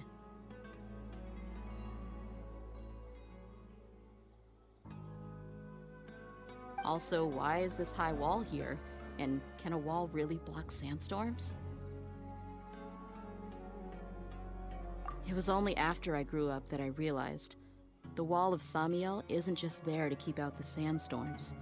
It serves a more important purpose, keeping out people like us. Sumeru is run by wise and mighty sages. To them, us desert dwellers are nothing but tools that can be used and discarded at their whim. We're cheap labor, like livestock, but easier to control. Nothing more. Even if a child from the desert got the chance to obtain an Akasha terminal, almost all their requests for knowledge would be denied. The academia believes we're underserving. Geniuses like Sataria are 1 in a million. The other children never get a single chance to try and rewrite their fate, even though the academia knows very well that we're humans, just as they are. That's terrible. I would tear down this wall with my own hands if I could.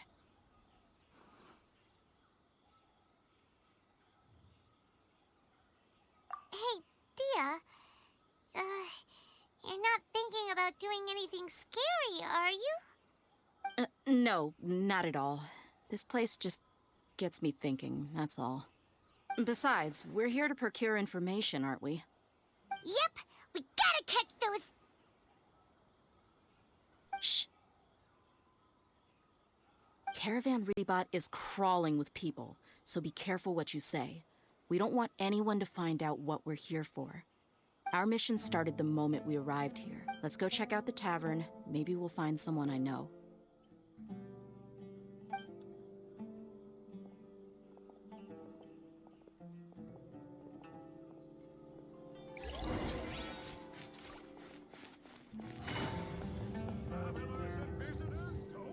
Just our luck. None of them are here today. You mean, you don't see anyone you know? Dia, is that you?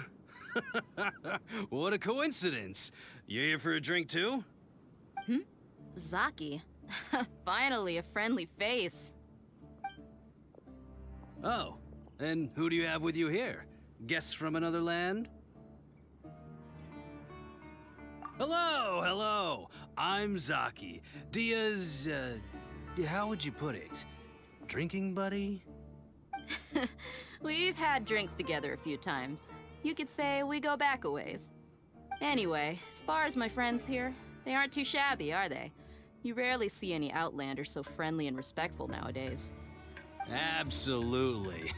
Much better than those people on the other side of the wall.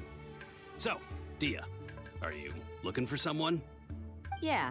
Have you seen Enger, Delavar, or Jabari recently? Of course I have. Matter of fact, We were all here drinking together just a few days ago. I've got a spice trading deal from another nation. I thought maybe Delavar and his friends might be interested. Know where I could find him? Ah, how thoughtful of you. Then I assume you also know that Delavar's been having a hard time making ends meet these days. So, you came here to help him out? Hey, keep it down. Let's just say I prefer to keep this deal a secret. Y'all at Caravan Rebot are like family. If there's more to be made, why not do it together? Besides, Delavar and his friends have muscle. They'd be a good fit for escorting the goods. Yes, how considerate of you. Delavar's my friend too, so of course I can take you to him. Come with me.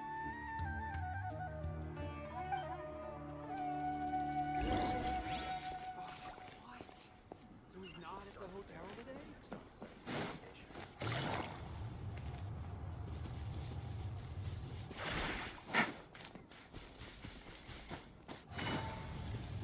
Almost in the middle of the desert, are we?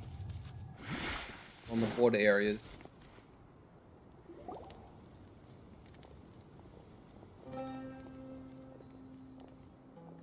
Are we there yet?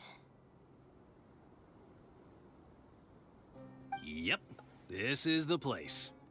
This place is practically deserted. What are they doing in a place like this?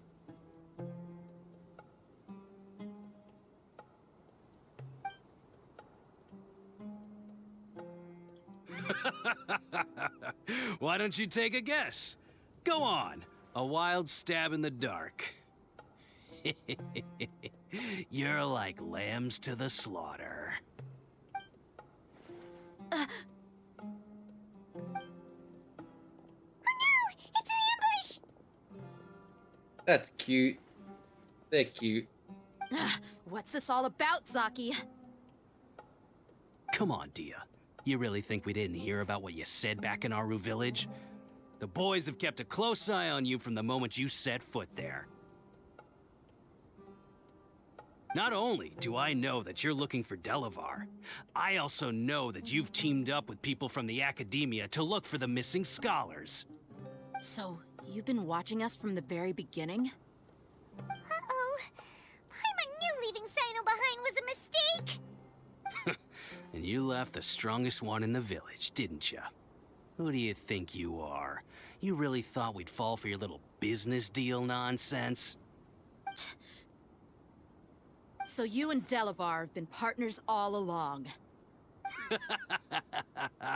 Dia, I guess it's only natural for a traveling mercenary like you to be out of the loop. Those of us who hang around the tavern have stronger bonds than you think. But you got one thing right. We're all looking forward to an uprising in Sumeru. There's nothing more we'd like to see than the desert folk overthrowing the Academia. If that's the case, then I'm sure Delavar wouldn't miss a second of it. I'll be honest with you. If it weren't for what you said in the village, your little monologue about the Wall of Samiel would have convinced me that you're one of us. Delavar. And Enger, you're here too, huh? Long time no see, Miss Mercenary. You should have known the traitors are what us followers of King Deshret despise the most. Dia, I thought that you, a fellow desert dweller, would understand why King Deshret is greater than the Dendro Archon. Little did I know, you don't deserve to join us. Yeah, gee, what a missed opportunity. Adopting radical views and kidnapping innocent scholars, all because of some baseless rumors. Anything else I'm missing out on? See? There you have it.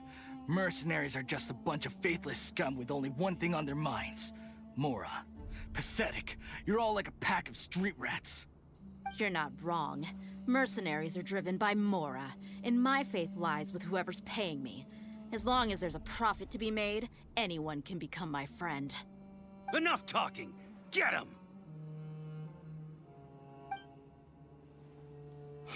Just as I expected.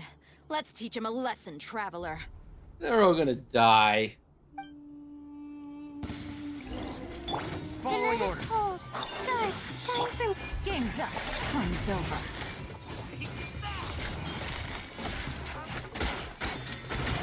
Busted.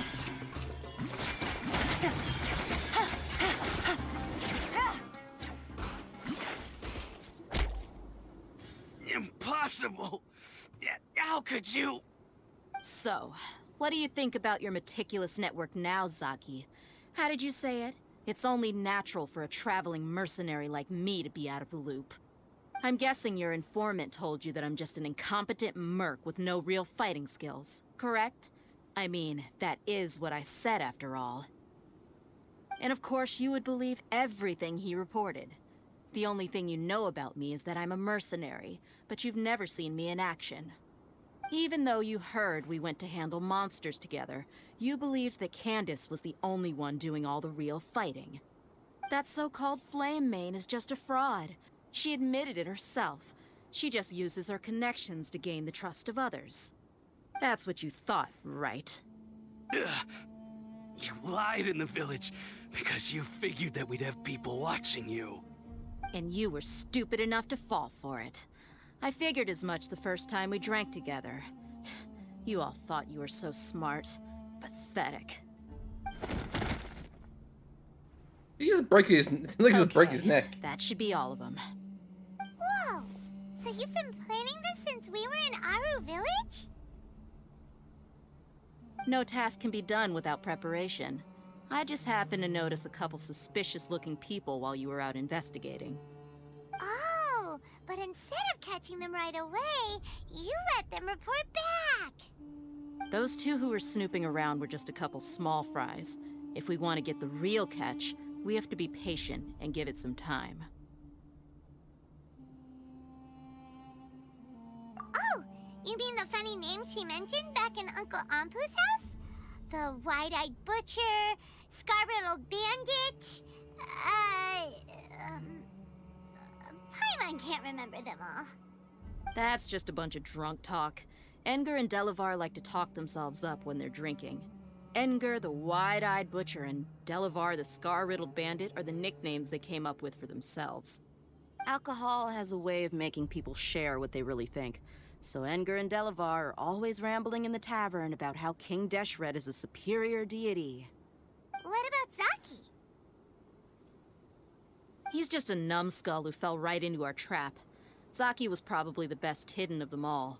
My initial plan was to find Delavar first, and then try to track him down. That's what you wanted to ask when we were at Uncle Anpu's house, right? Jabari is one of the villagers you talked to. You know, the one who wanted to treat Isak and his grandpa to some food. Wait, so he's a radical too? No, he isn't. I just needed to tack on a random villager name to make the eavesdropper think that I was making some wild guesses based on my impressions. Wow, what a genius idea! Well, that's an expert mercenary for ya. Ah, you're too kind. It was straight from the usual playbook, if I'm honest. So, that thing you were saying before, is it really true? About what? About how mercenaries only care about Mora, and that anyone's a friend as long as there's a profit. Does that bother you? What makes you so sure? Dia, do you dislike the Dendro Archon like the other desert folk? You two are pretty sharp. No, I don't have anything against the Dendro Archon.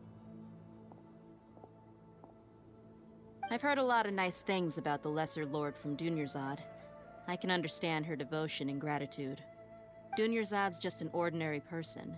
There's no way a god would be so involved in the lives of everyday people, unless they were truly compassionate. I've begun to realize that the sages are behind everything that's happened recently. The radicals' blind belief in King Deshret, making the Dendro Archon out to be an enemy. It's all the academia's trickery. But I see through it all. And unlike them, I can never be hostile towards anyone who's never done anything wrong. Dia. Anyway, looks like we're done with business here. Traveler, lend me a hand. Let's tie him up and bring him to the village. I just want to roll him down the mountain and walk away. It'd be more funny. Goodbye. This should be all of them. I'll let you take it from here. All right. I'll be in touch. Until then, please stand by. Candace, do you need any help? Candace will be okay on her own. I trust her, so you can too. She's been guarding Aru Village for quite some time now. If anyone is qualified to question the offenders, it's her. While I'm questioning them, why don't you pass some time by exploring the area? I'll meet you back here tomorrow morning, Traveler. As for these idiots, let's just hope they live to see another day.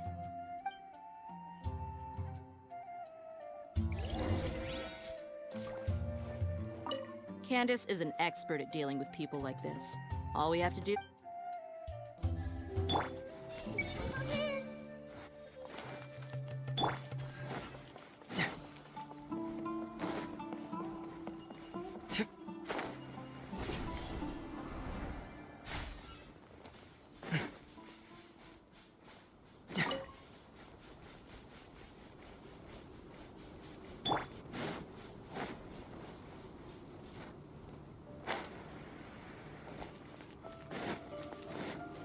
Not now.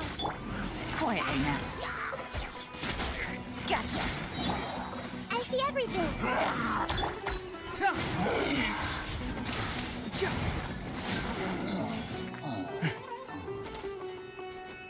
One punch! Oh, what Get moving! Yeah, it hurts! I'm liking the look of this.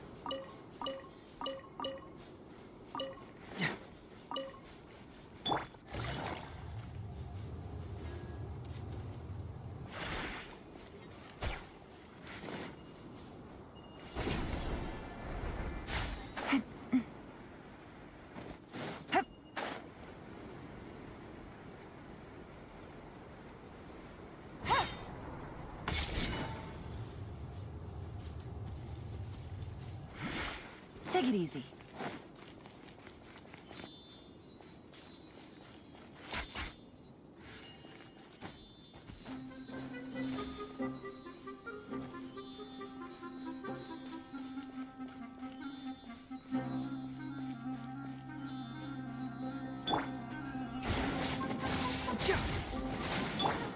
The night is cold.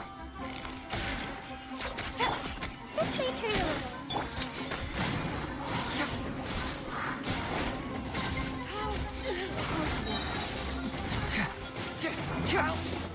Confess!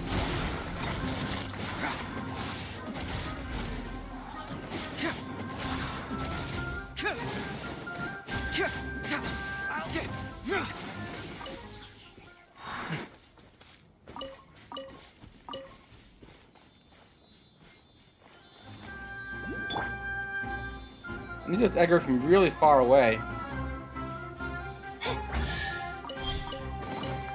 A little goes a long way.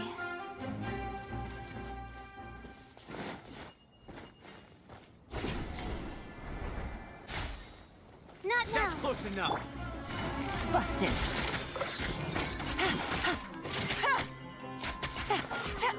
Where do you think you're going? I'll be back. Gotcha.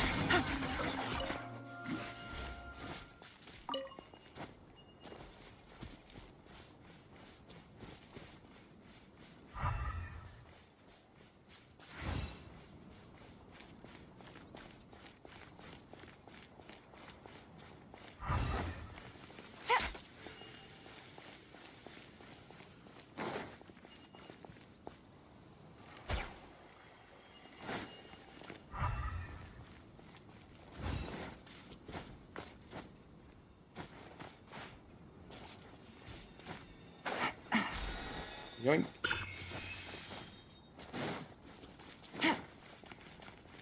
You are not My welcome guiding here. stars, don't be scared. Quietly now.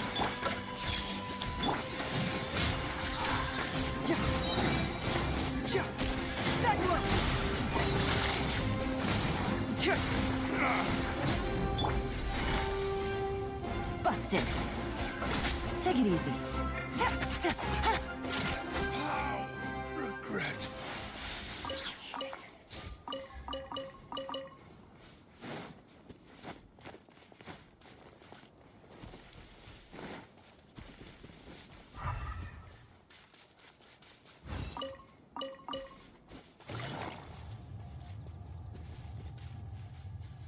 I'm exploring.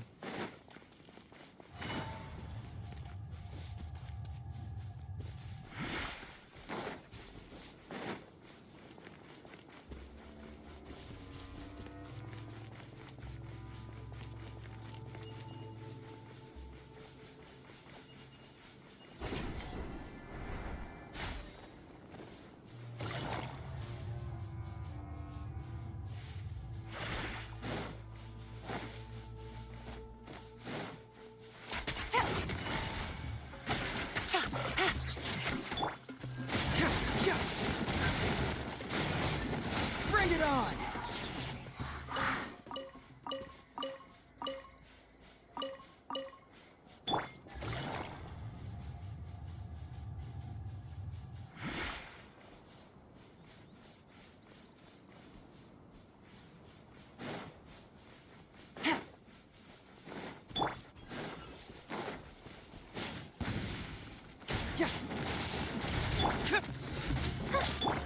Gotcha.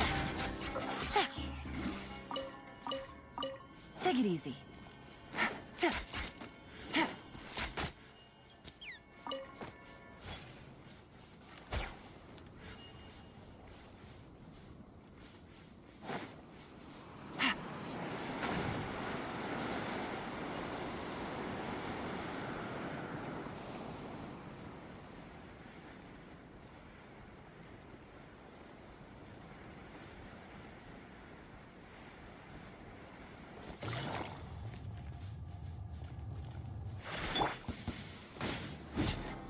The night is cold. Stars shine. Quietly now. Things are about to get Hey! The hunter becomes the hunter.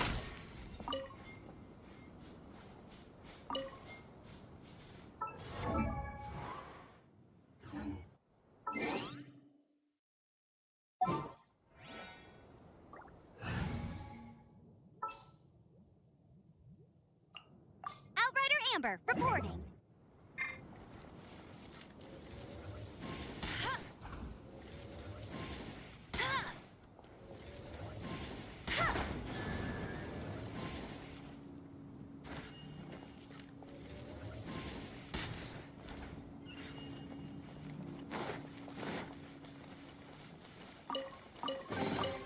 Opening a chest is like unwrapping a gift. Opening a character is just bloody annoying.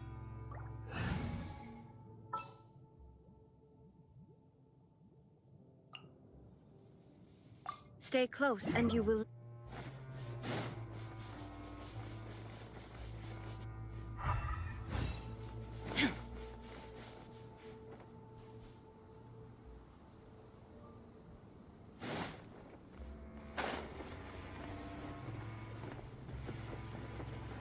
Your chest.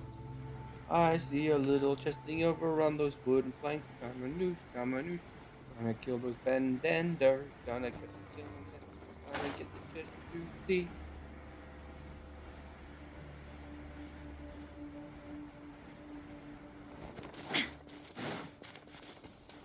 Illusion shattered. My guiding stars. Gotcha. Let's end. That's now. Quietly now. Everyone hold hands. Taste. Now you're testing my patience. Let's Don't end be this scared. now.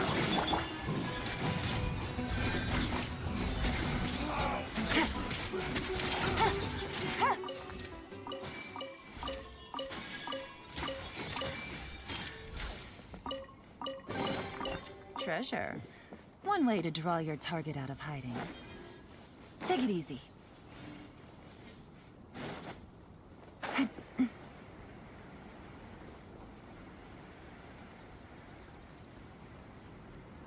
Fire! Here comes the catch. Gotcha. Cha. Ta. Ha.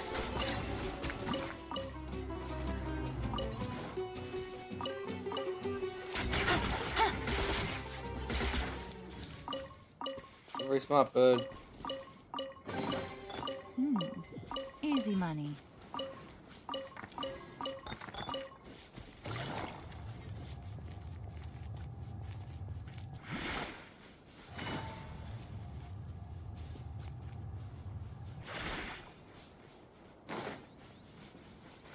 There's no end to this. New punch. Busted.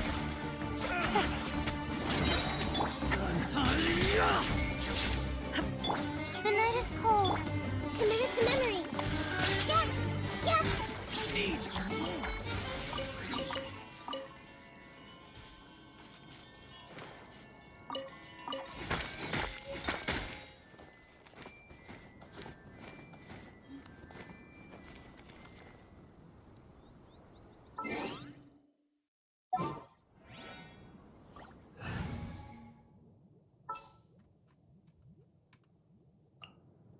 Leave it to me.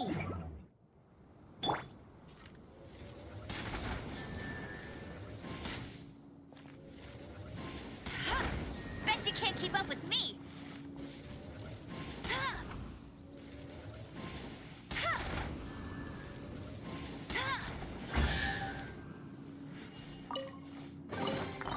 Wow, these will come in handy.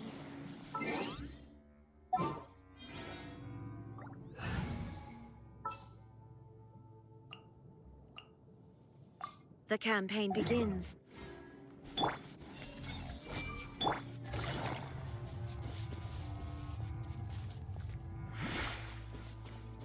Remember the Dendro Cube? I was in the middle of the desert somewhere. Take it easy.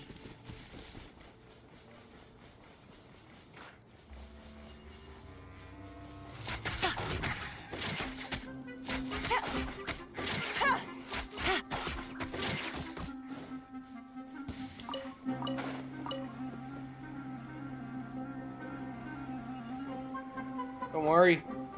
I'll come and I'll murder you all. Quietly now. Game's up. Fun's over.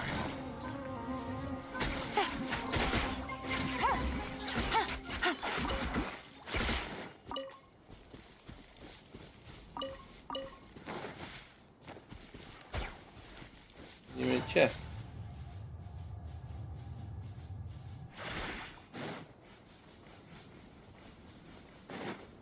There's one.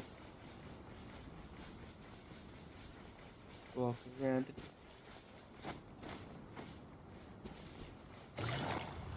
Following orders.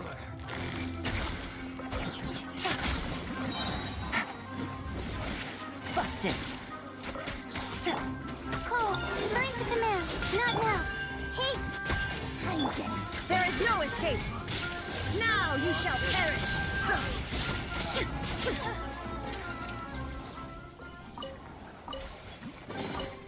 Take them. I have no need.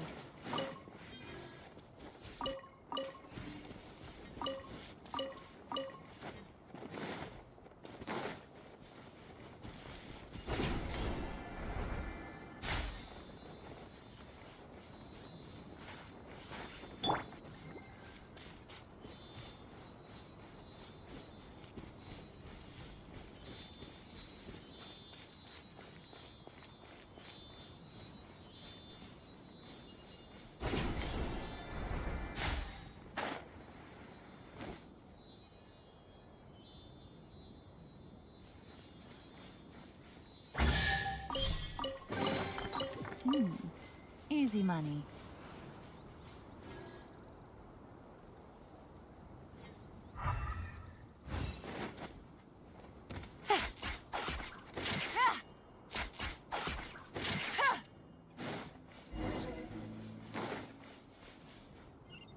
Ah, quest time. You get to live, silly trolls. Count your blessings. You get to live.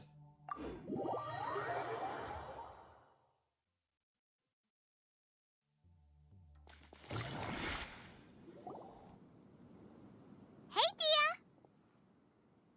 Right on time. We'll know any moment now.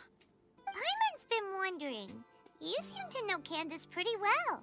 Have you been friends for a long time? We've known each other for some time now. She's a pretty interesting person. Even though she's an extremely strong warrior, she never misuses her powers against others. Oh, Paimon knows what you mean. Like a lot of martial artists say, never take the fight outside the ring. Yep, I guess you can put it that way. It takes strong convictions to be as dedicated as she is, and shoulder that kind of responsibility. Us mercs, on the other hand, we pretty much live from one day to the next. Well, Paimon thinks you're great too. Really? Thanks for that.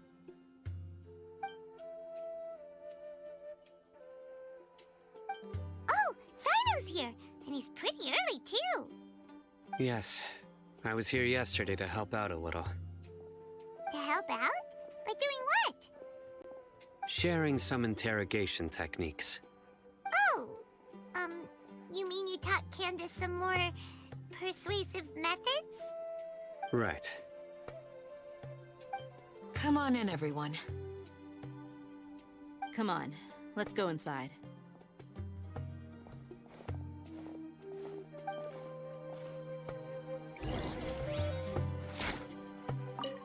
Enter the house. There's a mouse in the house.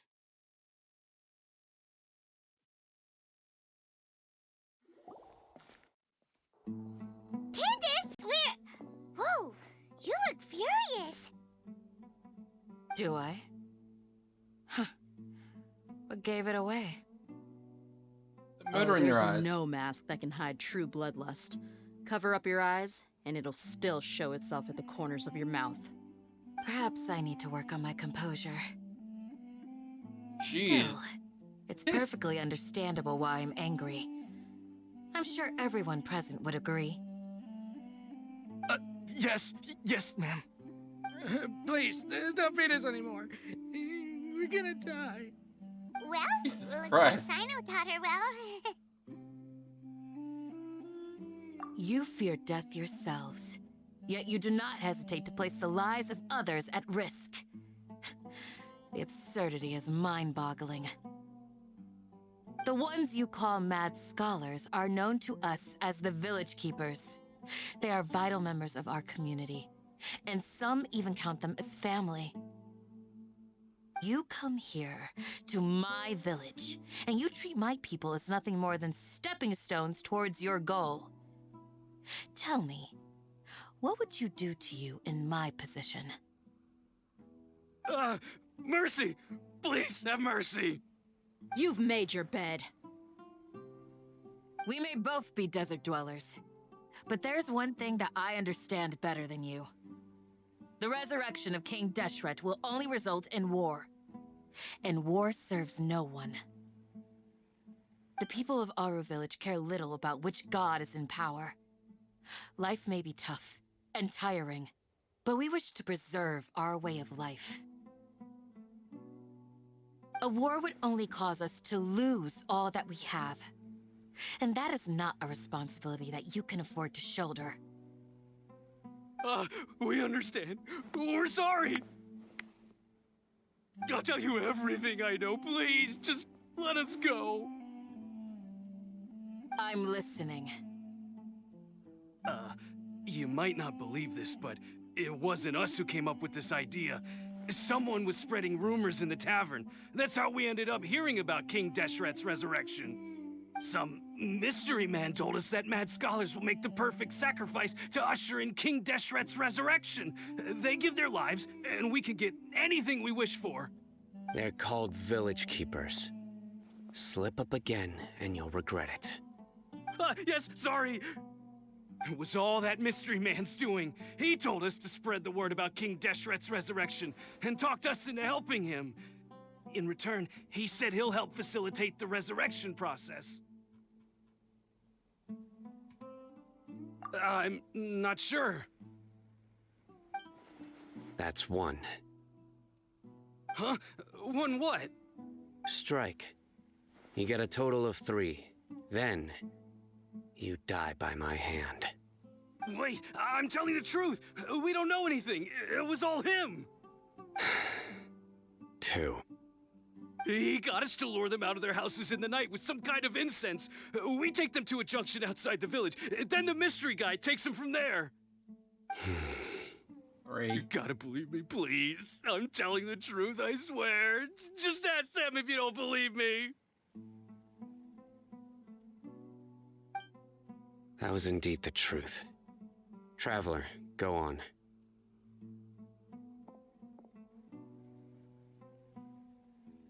You have to believe me. If I knew that, I would have told you his name right away. I'm not risking another beating to keep his secrets. No way. That guy, he wears a cloak, and he's always careful to cover his face. He calls himself King Deshret's envoy. I believe I may know what's going on. Uncle Anpu? What do you mean? It was me all along.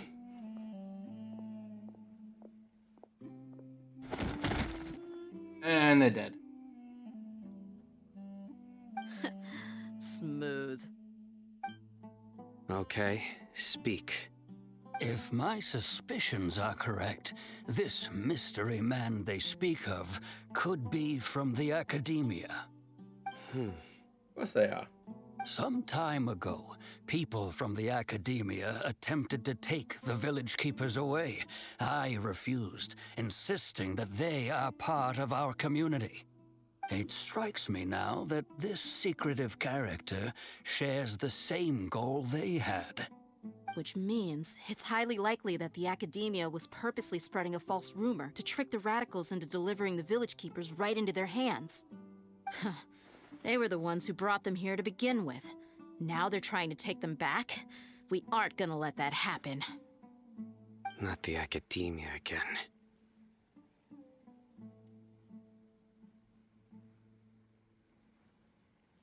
Just as I thought. But what could they want with the village keepers? People are nothing but tools in the eyes of the academia. A change in their plans likely means they found another way to exploit the scholars. Regardless, our top priority now is locating the village keepers. You're right. Isak is still waiting for news on his grandpa. Time to go. Let's leave the village and try to track them down. Yes. Pack up and get ready to leave. You got it. Candace, I'll let you deal with the radicals. Leave everything outside the village to us. All right. Let's meet back here once everyone's ready.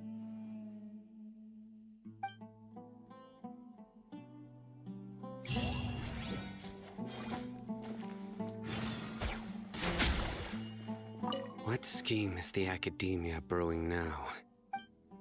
We're just trying to turn Skirmish to a god.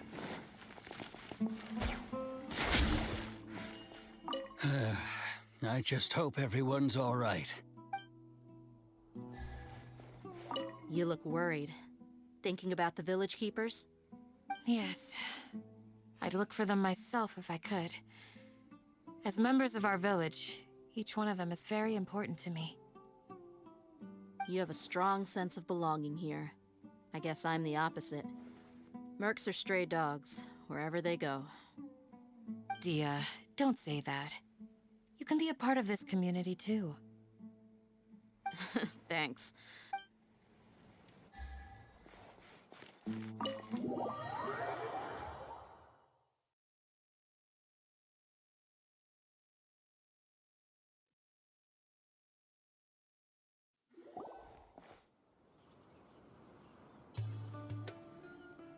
Let's get some food in us and then we'll... Whoa! Where did you come from? Been here the whole time. Well, as you can see, I am merely sitting here and reviewing what we have deduced thus far. You were gone for ages, and now you're suddenly sitting here musing to yourself? Where have you been anyway?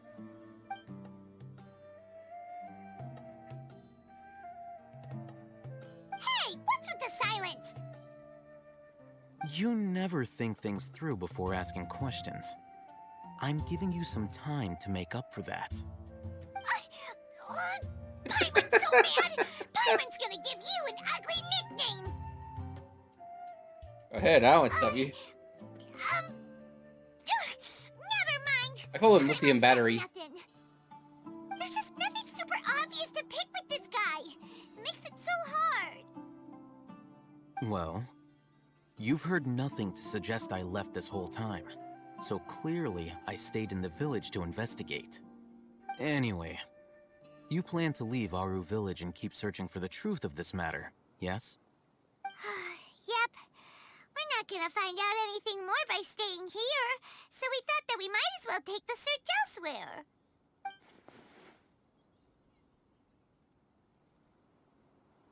Dramatic pause. Enough with the silent treatment!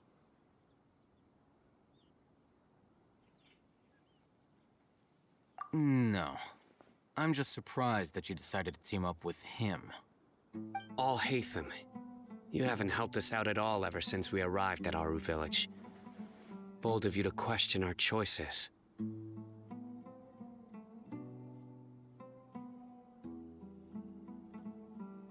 Yeah, you're all talk! While you were investigating, I had my own work to do, which I've now finished. Really? Paimon doesn't believe you. To be honest, we aren't really a team, so I have no obligation to inform you of my whereabouts. Not to mention that going separate ways allowed me to find some important information that you all had missed. Huh? Right here in the village? Correct. What did you learn? I'm going to take you to someone. But before that, you need to understand where she's coming from. What does that mean? How do you think the residents of Aru Village feel about what we're doing? In other words, do you truly believe every single word the villagers tell us? You mean some of them lied to us? Hiding the truth does not necessarily equate to lying. Again, these people have their reasons. Remember what Candace said? Most people in Aru Village don't necessarily care which deity is in charge of Sumeru. That's because whether King Deshret or the Dendro Archon has power is of little significance to them. By contrast, the perils of their daily lives are ever-present concerns. They won't simply share everything they know with you without good reason. That's why you believed there was no further information to be found in this village. Glad you're following along. Among those you have talked to, there's someone who was consciously keeping you out of the loop. In fact, she's been observing your every move since you arrived. The reason being, to someone who only wants to live their life in peace, any external factors introduce unpredictability into the equation. Those eyes. Those fierce eyes. You look like a real fighter. Don't change the subject. It's quite obvious that she's intimidated by Sino's authority and strength. Right. You were asking about the mad scholars. She corrected herself mid-sentence because she's aware that there are King Deshret fanatics in the village.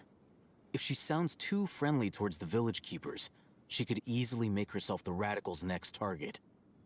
I think it's been a few days since I last saw them. I usually go to bed pretty early, so I'm not too familiar with what goes on at night. Remember? She made a point of denying her involvement in anything that occurs at night. But honestly, I feel quite sympathetic towards them. Even though they act a little strange, they've helped me in the past. If it weren't for them, my house would have collapsed long ago. After speaking to the village chief, it became clear that the village keepers had protected Aru Village at night. In other words, the young miss was very much awake during that time. Then why would she lie? By getting involved with an outsider, she risks drawing unwanted attention to herself. As for why she might be so wary about all this, maybe you should ask her. I'll pass on this one. You said that she is afraid of me. If so, it's best if I stay out of this. We're on it!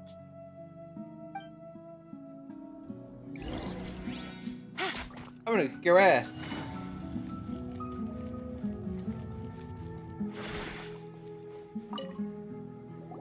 Miss Shawnee, as we discussed earlier, I've brought someone with me. Mr. Alhaitham, I'm aware of where you stand, but how can I make sure that your friends think the same as you? Huh? What do you mean? We need to clarify our stance or something? Go ahead and talk to her. You'll get the answers you want. Go on. Earn her trust. Is it really that simple? May I call you Traveler? Hi, Traveler. I want to ask you something. Do you think the resurrection of King Deshret can truly change Sumeru for the better? Why's that?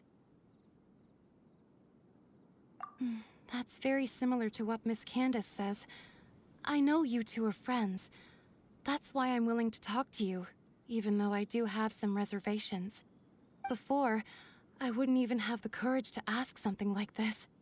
Traveler, do you believe our lives will get better?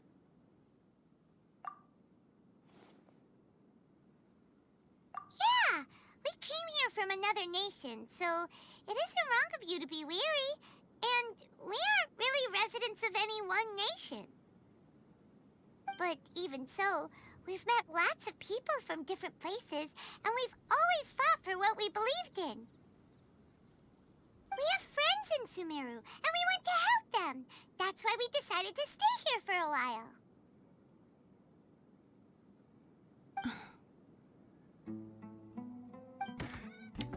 I want to trust you. My apologies for posing my questions like that. To be honest, I didn't expect you to come back for more information. Alhaitham told us you have your reasons. It's okay. We understand. The fact is that only one side of my family is desert folk. I don't really fit in anywhere in Sumeru. Some believe in the Dendro Archon, while others believe in King Deshret. I don't belong to either side, and neither side would want me. Speaking of which, the radicals mentioned that they despise traitors. Do they just think that anyone who's different from them is a traitor? Yeah. Some people can be so narrow-minded when it comes to bloodline and beliefs. It makes no difference what I say or how I behave. I'll always be suspected of having ulterior motives. Slowly, I just stopped talking to people. I pretended not to hear or see anything. All I want is to live my life in peace. And then it happened. The village keepers who had helped me disappeared with no explanation, and I didn't dare breathe a word about it to anyone. Until now. You can tell them. I'm sure she'll keep your secret. All right. I'll tell you what I told Alhaitham. I actually have a sharper sense of hearing than most. Sometimes, I hear strange crying sounds in the night. There are ghosts? Perhaps. I'm not sure. It's faint, but it's definitely the sound of crying. It comes from far away in the distance, and always carries very raw emotion. It used to be louder and more frequent, but ever since you arrived in the village, it doesn't seem to happen as often, and when it does, it's much quieter. I have to focus really hard to make it out. I confirmed this with the guards on night duty. They also have someone with a good ear, and he's heard similar sounds at night. But, because we're in the middle of a desert, he would rather believe that they are the cries of beasts than ghosts. There's really nothing around these parts, except for an old hospital not far from the village. I think they used to use it for treating Elazar, but it's been abandoned for years.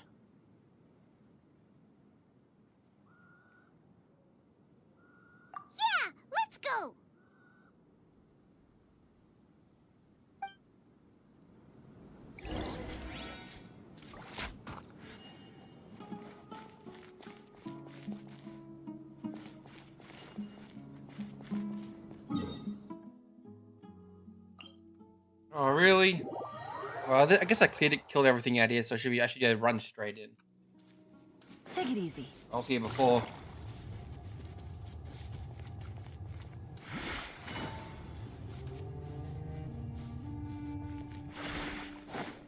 And now there's demons here. Is this the place? It's in terrible shape. Ah! Monsters! Watch out! Gotcha.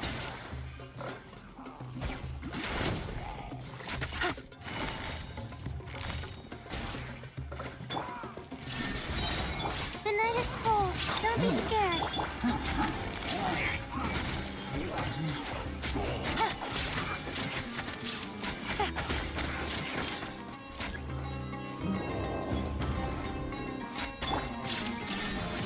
My guiding stars.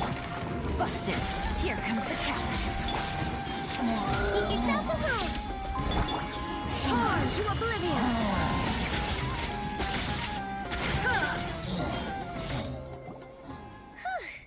They were easier to deal with than Paimon had expected. Super strong bandits? Or monsters taller than buildings dropping out of the sky? Or, something like that.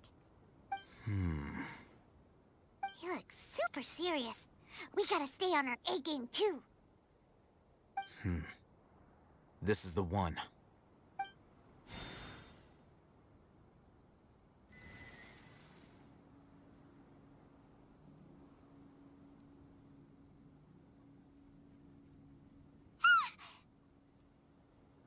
Let's go in and take a look.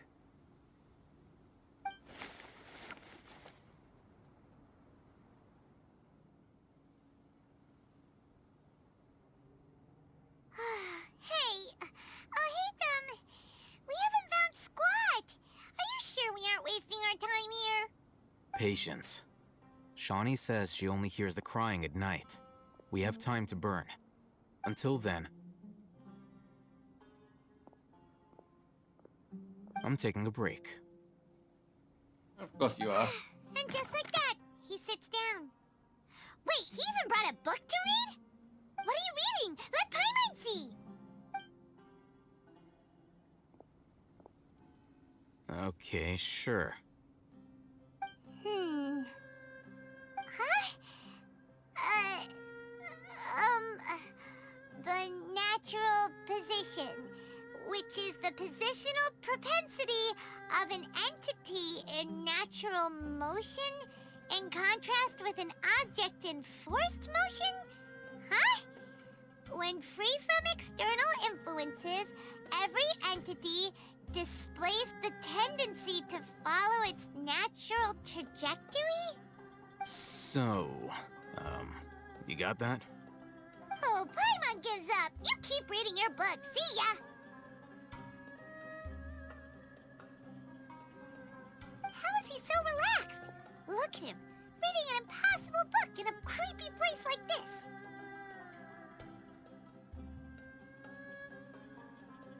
Hey! Paimon's into that travel guide. Paimon knows plenty of useful stuff already.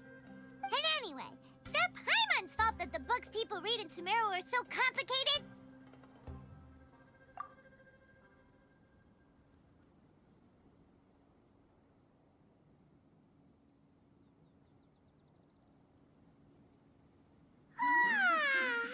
Paimon's getting so sleepy. Do the screams. Huh? What was that sound? There it is. It's coming from that direction.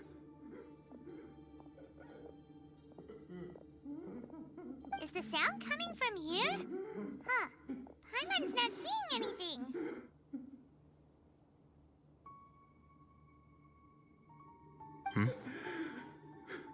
It's from below. But there's no way we can get down there. Something is off about the interior here.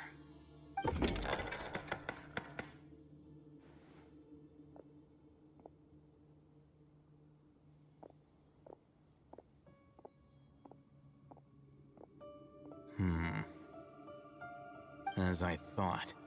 there's a hidden structure. Wow. It's like they tucked another hospital into this one. Oh, it looks like there are other mechanisms around here. Let's keep exploring.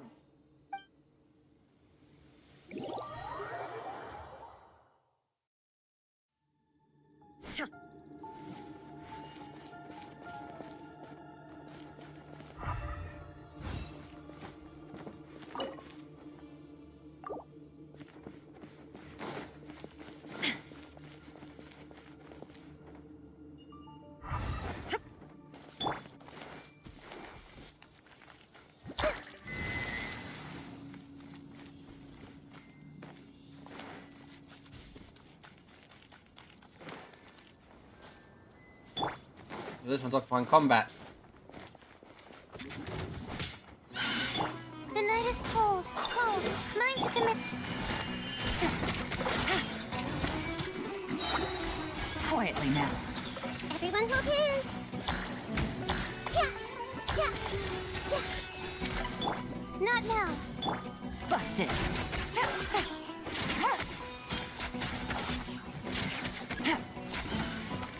Game's up.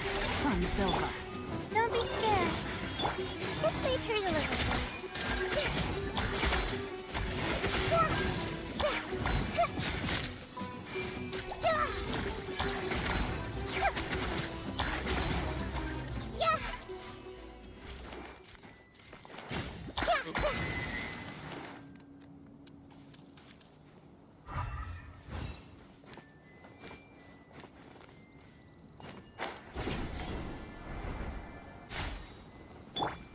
Who else needs to die? My guiding stars. Grab people.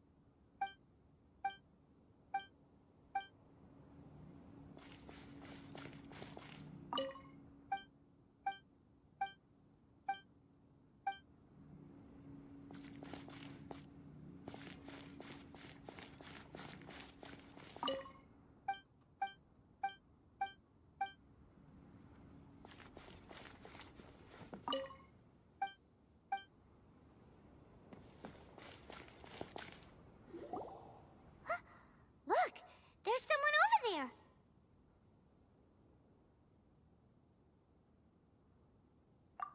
Good idea. Let's approach him slowly without alarming him.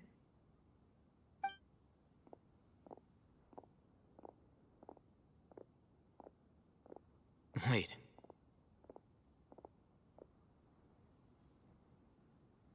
You're...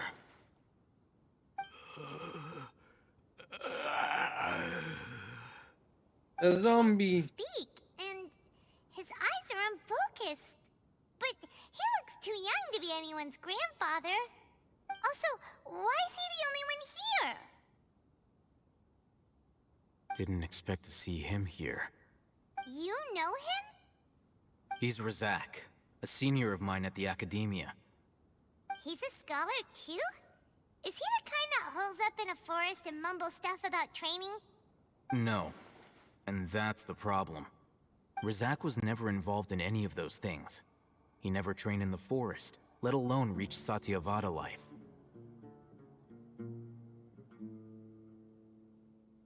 Leaving that question aside for the moment, him being here alone means that we might be too late. Looks like they've already taken everyone away. For whatever reason, they left Razak here. Perhaps they simply didn't have time to come back for him. There are drag marks on the ground. They're clearer by the doorway. Someone was forcefully drawing a cart that was loaded with something heavy. Loaded with people? That is one possibility. It looks like they were in a hurry, as if they were afraid of being caught. In their haste, they fail to notice Razak hiding in a corner. The symptoms are identical. Looks like we found living proof. Huh? Why do you say that? Allow me to jog your memory. Recall your time at Port Ormos. Don't you think his symptoms look familiar?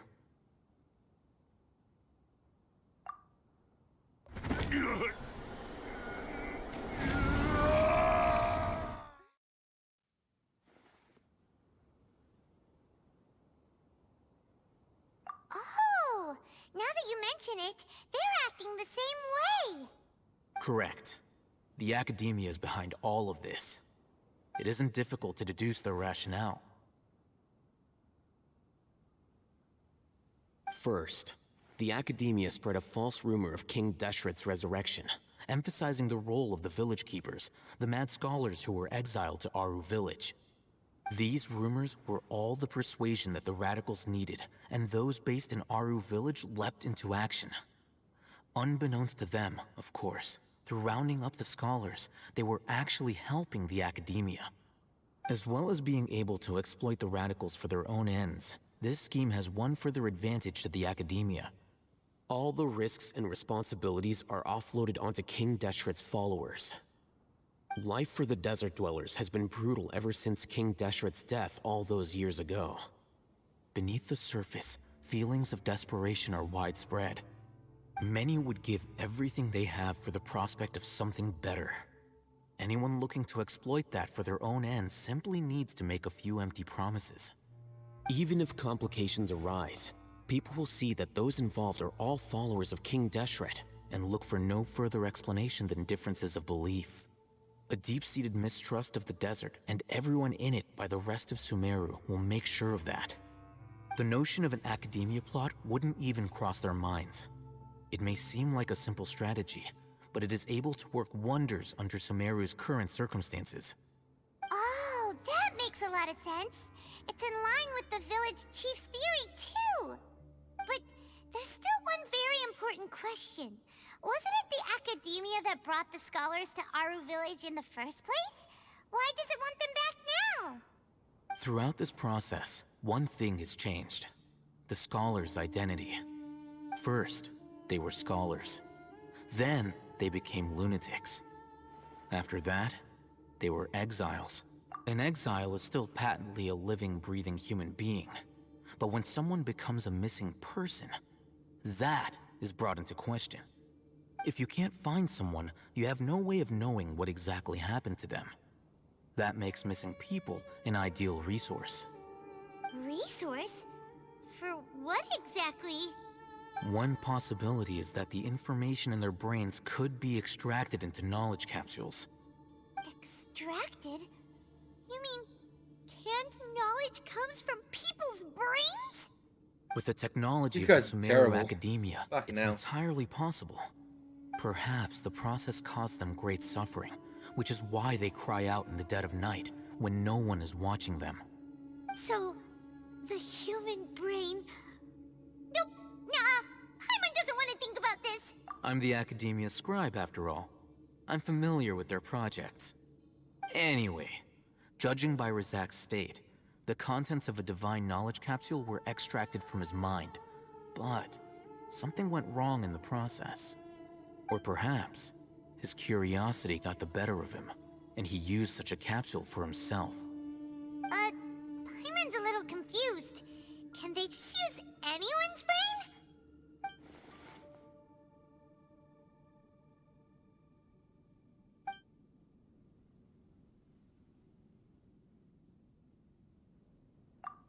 It's also safe to assume not just something to do with the Futuris, the Doctor, and also the Belvedere. Or using divine knowledge captures the term Belvedere into The look on your face tells me you've realized the answer. Like, it needs people to have exposed to divine. That's right. To some scholars, gaining knowledge about the gods is their entire life's pursuit. Extracting canned knowledge is just one of the extreme measures they turn to. However, I can't help but wonder, what do they seek to gain from divine knowledge? The academia is going out of their way to look for forbidden knowledge. But what is their ultimate goal? I've spent quite some time trying to analyze the contents of the Divine Knowledge Capsule, but to no avail. It seems like my way of thinking is too different from theirs. You mean you're not even slightly interested in getting your hands on this forbidden stuff? All scholars seek to expand the horizons of knowledge, but I'm not particularly interested in gods, so I don't share their degree of zealotry. Extracting information from people as if they were lifeless objects? If this is the direction of academic progress, then the academia may as well shut its doors. Sounds like you're really against all this. Of course. The academia's actions run contrary to their rules. Whether it be academics or knowledge, everything has its boundaries. If those lines are crossed, the rules and order that govern everything in the world will be destroyed. This matter needs to be corrected, just like fixing a typo in a book. Wait, didn't you step in to help because you felt sympathy for those poor people? Not to be callous, but no. My criteria are a little more restrictive than that. There is no shortage of suffering in Sumeru, and the same can be said for the rest of Teyvat as well. What do you plan to do about that? Save every last person? Probably not. Paimon's not sure. You can say that. Simply put, I don't blindly place my faith into strength or heroism. I do what I want. The Divine Knowledge Capsule is something I want to investigate in full. That doesn't mean I'm willing to take action for the sake of a few strangers.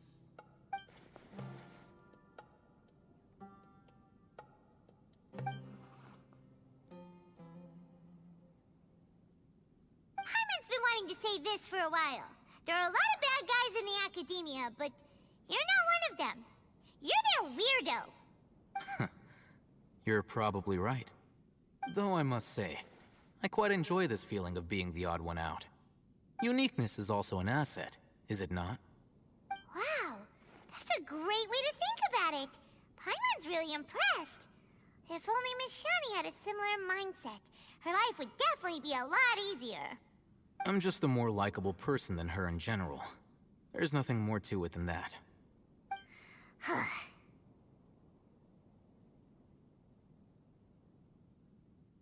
He won't last long if we leave him here. Let's take him with us. We'll work out our next step after we return to Aru Village.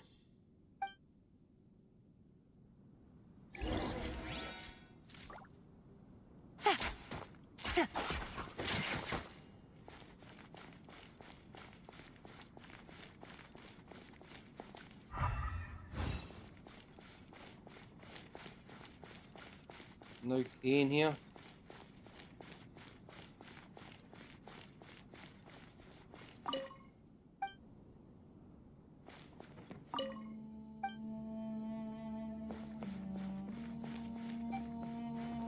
They're just sucking people's brains out, apparently. Delicious, delicious brain.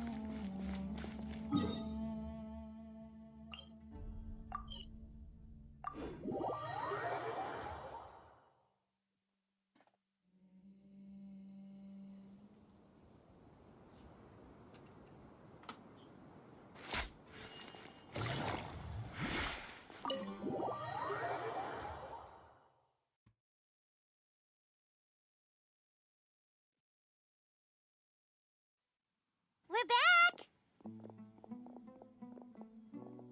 You must be tired. You should rest and take some water. What's the situation? Who's this? Unfortunately, somebody who's too young to take on the role of Isak's grandfather. Nevertheless, he's one of the people we're trying to find.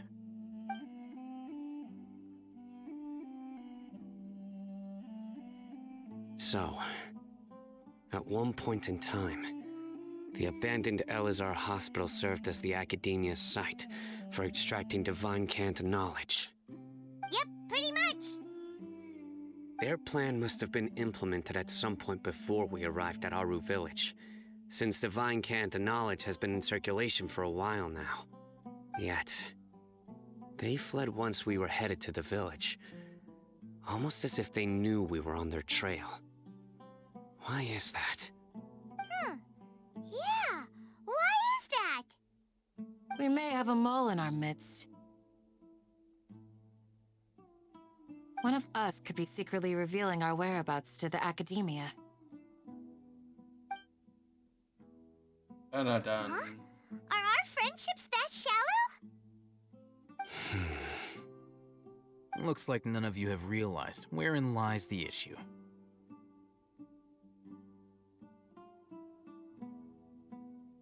Sino, you're the reason why they can predict our movements. Wait, what's that supposed to mean? Choose your next words very carefully. It is simply a logical inference. I have my reasons. So what you're saying is, Sino's the mole. Interesting.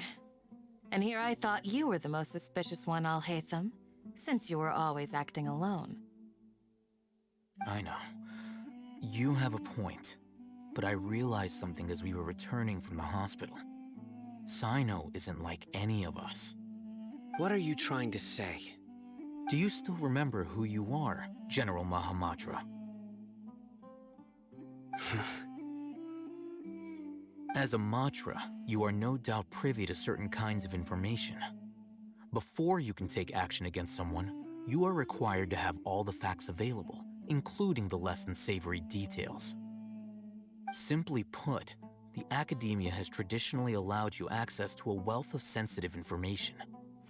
Knowing their modus operandi, wouldn't you expect them to take precautions against you? If you want to raise a vicious wolf, you need to make sure that you can avoid its bite. The academia is monitoring me? It's not that simple. The academia has eyes all over Sumeru, but they have a special protocol for dealing with you. Every so often comes a Nyagarbaha Day. On this day, the academia enters new information into the Akasha through knowledge capsules. I remember seeing a thick notebook next to the control panel once.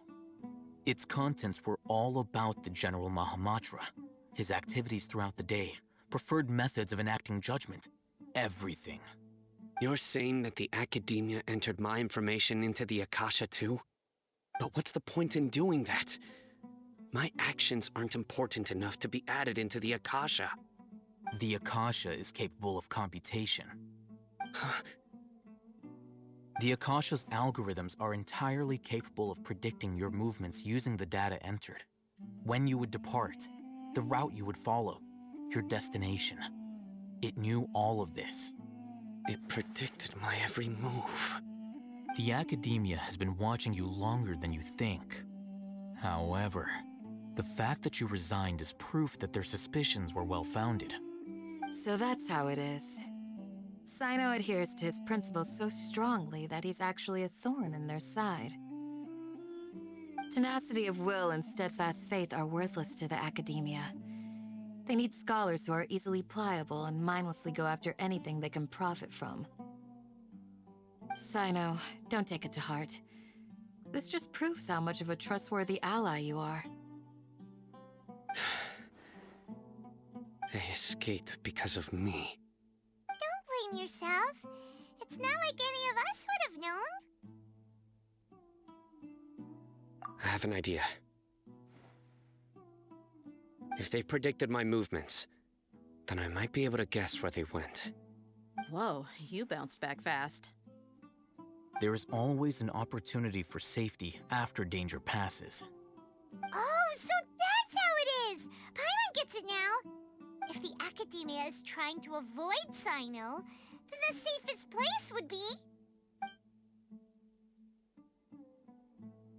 Yep, that's right! They'll want to proceed in the direction opposite of where I'm going.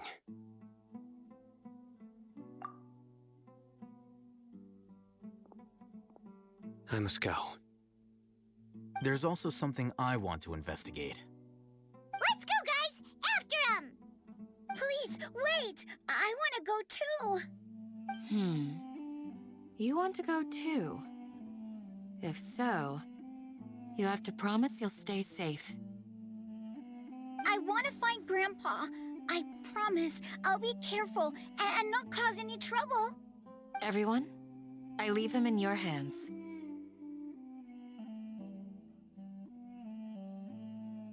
Yay! Let's go! Remember to pack some food with you. Paimon feels like we're missing someone, though.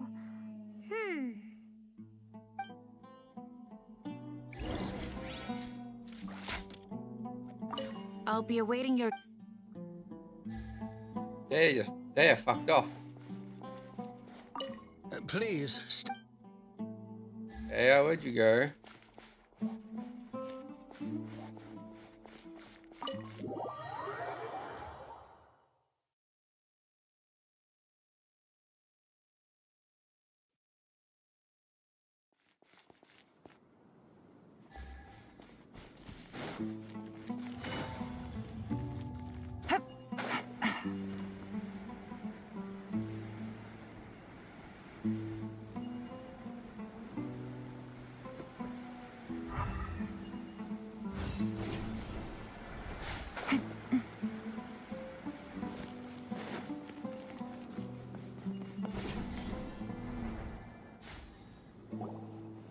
So, where do we go from here?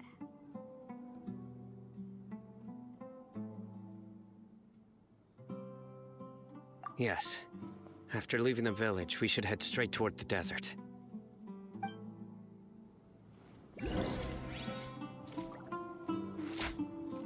I know the desert like the back of my hand.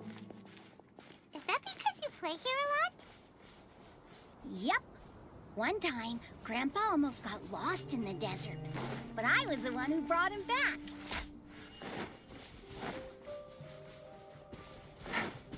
Look, a 3-star wish.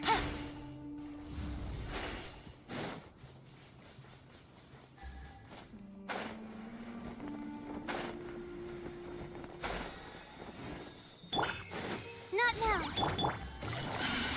Gotcha. Busted.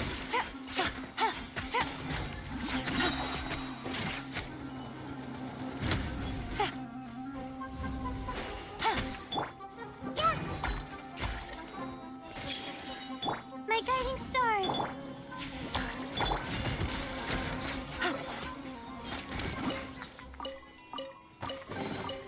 A chest full of valuables and a trove of potential clues.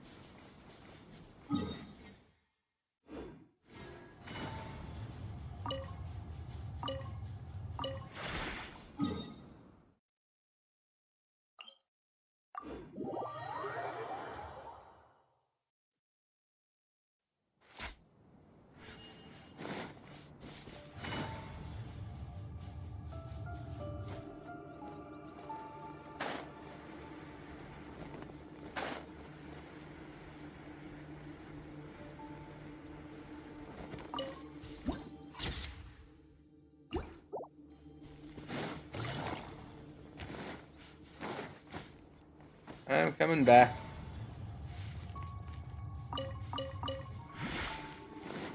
Get wrecked butterflies.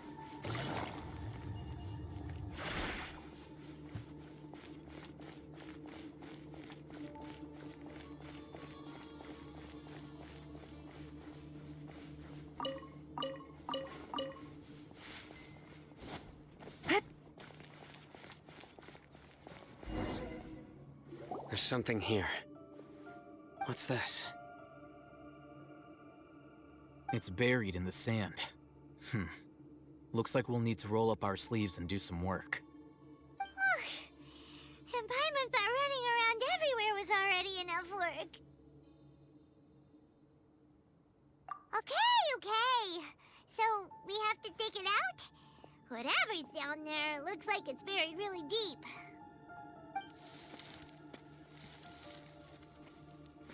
These are likely fragments of an Academia-developed device, something akin to a headset.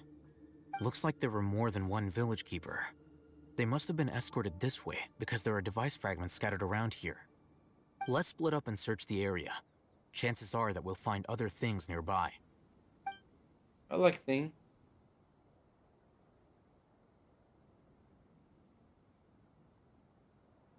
Is this what we're searching for? It looks kind of scary. This is definitely a device used to extract divine knowledge. How did it end up buried in the sand? That can't have been part of the plan. They must have been attacked along the way. Wait, what? Grandpa, I hope you're okay. Don't worry, your grandpa's gonna be fine. Razak didn't display any signs of starvation or dehydration, which means that they left fairly recently. We should be able to catch up. One more thing. Given that the device had been entirely covered by sand, I believe the attack must have happened prior to the sandstorm. Let's keep going. They can't have gone far.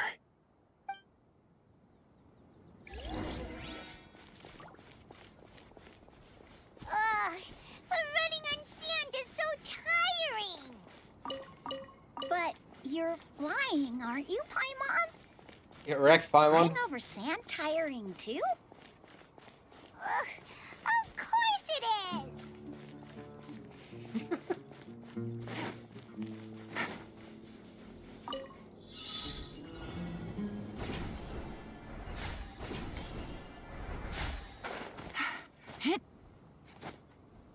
Yeah.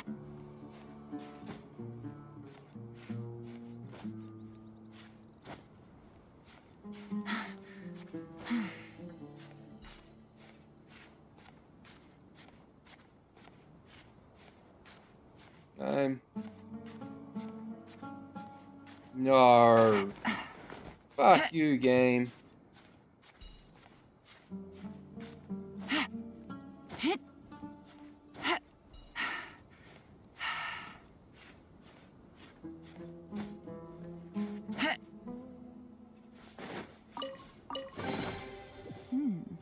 Easy money.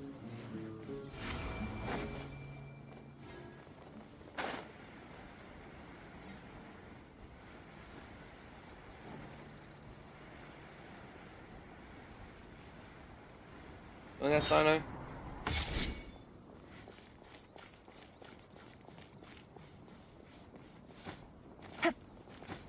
Voices, over there. It sounds like an argument. Whoa, you have really good ears. Don't get any closer. They'll notice us. Dia's talking with the Eremites? Very interesting. Let's listen in. If you had informed me sooner, there'd be plenty of room for us to... You're one of us. We would never lie. Scholars. You don't know as much as I do. Need me to... I knew it. That's our Dia. Dia? Why would you... Dia! Well, that's bad. Hey, what are you doing? Huh? Didn't you say you'd help me find Grandpa? Why are you on their side? Well, look who's here. Ain't that something? This complicates things. You've betrayed Aru village? So, this is the great General Mahamatra. Dear, you'd be better off as my assistant than hanging around with this motley crew. Seen for yourself, I have the means and methods, and my ideals are far more admirable than theirs. I'm not the type that's easily swayed, Raman. You of all people should know that. Wait, what's going on, Dia? Whose side are you on here? Shut it, Paimon. It doesn't Yay, the matter. line. Whichever side you pick, nothing could deter us from the grand mission of resurrecting King Deshret. Once our Lord of Old returns to this land, we will have a new beginning. Face the facts, Raman. It's not gonna happen. You should understand that more than anyone. Have all your years as a merc taught you nothing about placing hopes in a ruler? I'm a desert dweller and a proud follower of King Deshret. Whether I live by the edge of the sword or in peaceful comfort, my soul will always carry this conviction. It's not too late yet. The village mad scholars aren't gonna bring King Deshret back to life. You don't understand, my dear lady. Pursuing our faith is our purpose in life. Even if the chance of success is 1 in a million, we must be willing to give everything we have. Even if it'll expose you to the academia? Even if they end up disbanding the Eremites? Your Eremites, which you've worked so hard for all these years? Yes. We've waited a long time for this day to come. The sun and the moon no longer shine here. All you see now is cracks in this desiccated land. But fate has finally dealt me a hand to play against the Academia. With these scholars in our custody, we'll stomp the Academia's forces and fight our way beyond the wall of Samiel. Ridiculous. Think about it. The Academia controls the entirety of Sumeru. Your powers are negligible in comparison. If you still don't believe me, then try asking these 2 men. They're also against the Academia, but neither of them are as arrogant as you are. They look more like pawns of the Academia to me. Why would I listen to anything the people of Greater Lord Rukkhadevada have to say? Filthy traitors. Your god abandoned all honor and betrayed King Deshret. We desert dwellers will never trust the likes of you. It's impossible to communicate with someone so hostile. Perhaps we should. Do you really believe that by kidnapping the scholars, you'll be able to negotiate with the Academia? These people have no value as bargaining chips, but I could be persuaded to take their place as your next hostage. These scholars were exiled from the Academia. I, on the other hand, am their current scribe, and will be a much greater asset to you. Wait, you can't be serious. So, you want to trade places with the hostages, do you? Precisely. Any wise person would gladly accept my offer. What are you thinking? What if they decide to kill you instead? Well, that would be bad luck for me. However, I'd get the chance to observe the scholars, perhaps even find out the truth. Think you can talk me over with that confident look of yours? I'm not trying to persuade you. I'm using this as a means of joining forces against the Academia. You are the scribe. What do you have against the Academia? Not all desert dwellers believe in King Deshret, and the same applies to the Academia. Why must all knowledge seekers approve of the Academia's way of doing things? You Academia scum. Every last one of you is nothing but a hypocrite, just like everyone else on the other side of that wall. I've made myself clear enough. I won't listen to another word from the Dendro Archon's people. Not so fast. I'll hate them. Do you stand by everything you just said? I never make empty promises. You know you're making a dangerous decision, right? I do. Good. Raman, hear me out. These people are my friends. Maybe you can't take the followers of the Dendro Archon at their word, but what about me? Do you trust me? We've known each other for years. Of course I do. In that case, I'm willing to vouch for their honesty with my right arm. Come on, Raman, don't be a coward. If you're serious about taking on the Academia, you need to steel yourself. You can't be afraid. An arm from the Flame Mane. You've piqued my interest. But what if you refuse to oblige? What should I do then? No one's a fool here, Dia. We're mercs. And mercs don't tend to live long unless they have their wits about them. You're not wrong, but this is different. I promised my friends that we'd bring back the village keepers together. Let's do it right here, then. Give me your right arm as proof of your resolve. Don't listen to him! He's not even trying to negotiate! He just wants to make things more difficult! That's fine. you crazy? We came here to save lives. One arm for that many people is still a pretty good deal, if you ask me. Rahman, I'm holding up my end of the deal here. You'd better not let me down. Sure. Go ahead and cut off her right arm.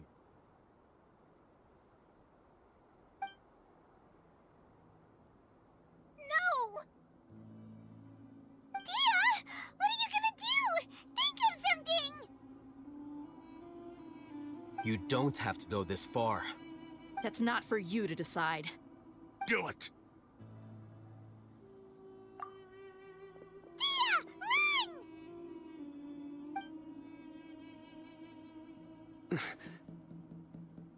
Run!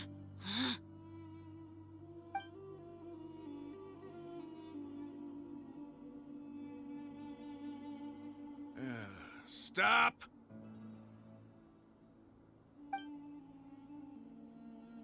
So he's been. I don't think he's stopped mid swing. Flame Mane, you and I are both desert folk. Cutting off your arm is no different than cutting off my own fingers. Where's the sense in cutting my own kin to pieces? You've shown me that you're serious. Go on now, take your friends and leave. Meet me in the desert at noon tomorrow.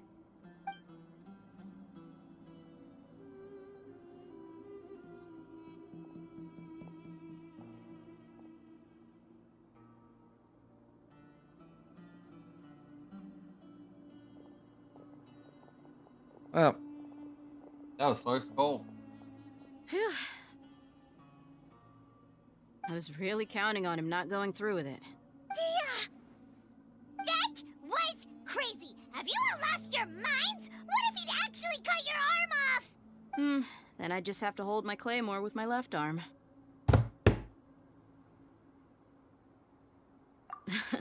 Okay, I'm sorry. But sometimes when you're out on a limb, you gotta double down to seal the deal, you know?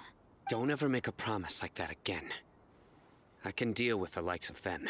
If it came down to it, you would not lose to them either. I don't doubt it, Sino.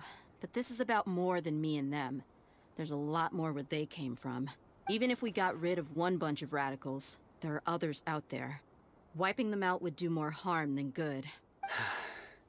As you wish. I'm sorry, Dia. I should have stayed put and listened.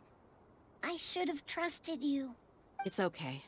I promised you I'd help find your grandpa, so I'll do whatever it takes. Whatever it takes? You just might be scholar material. Huh? Are you serious? The Eremites once said that I was a lunatic. Perhaps a little madness is essential to be successful in research. Why does it feel like he's using his praise for me as an excuse to brag about himself? That's just how he is. Let's get moving. We should head back to the village and rest up. Today was just a trial run. Noon tomorrow is gonna be the hard part. That's how he is.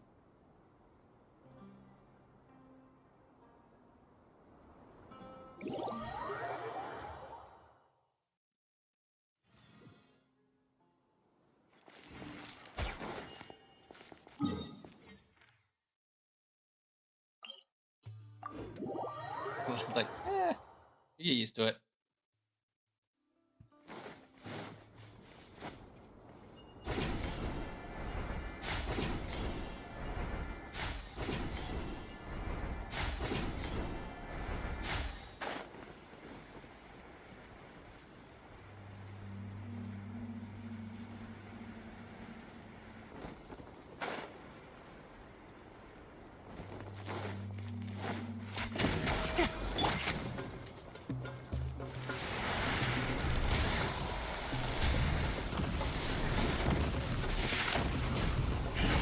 Shine down!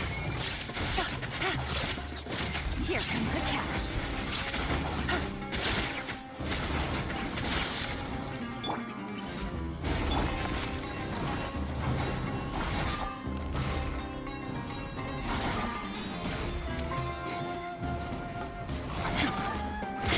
Inazuma shines eternal!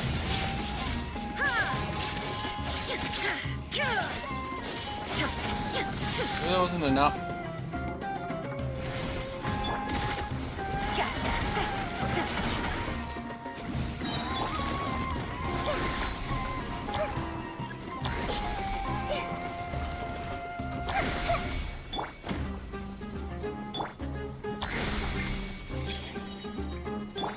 is no escape!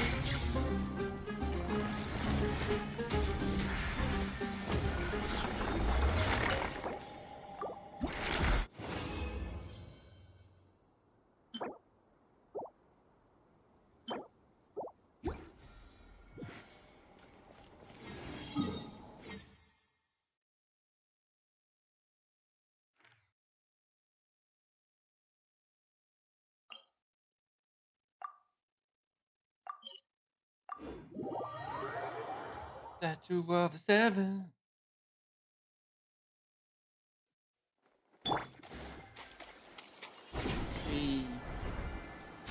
Three, five.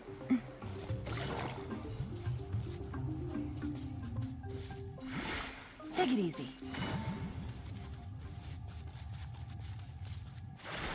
I'm in the waking world, there's no one here.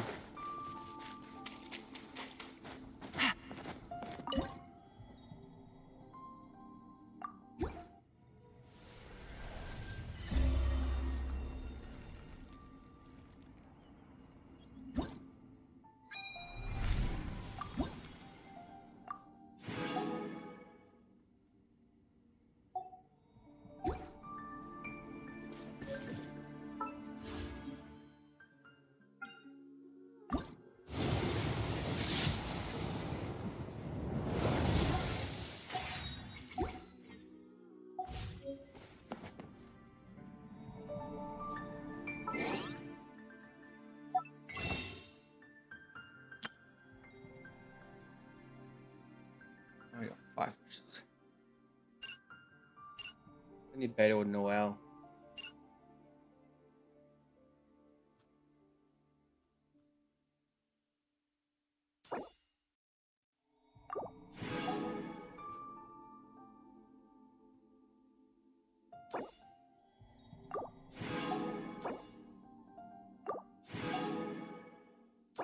Buy the stuff for the shop resets.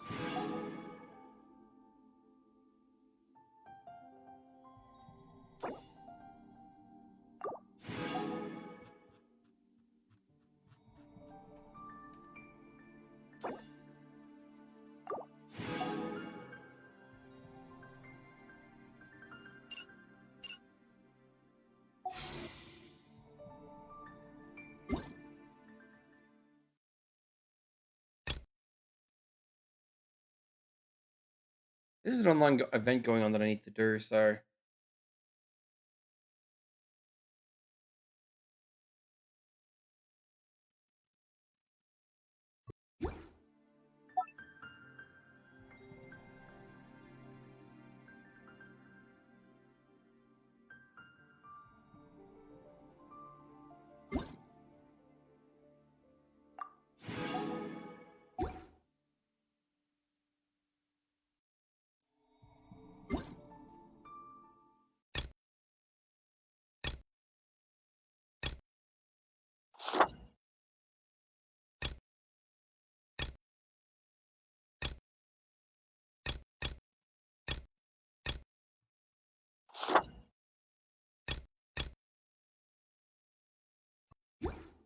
I know there's an online event.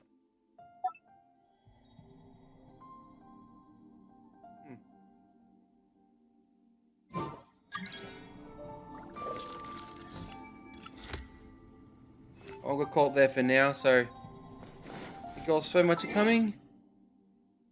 I'll be back again next week to continue this, but until then, have a great night, everyone. I'll see you all next time. Hope you all enjoyed the stream. Bye.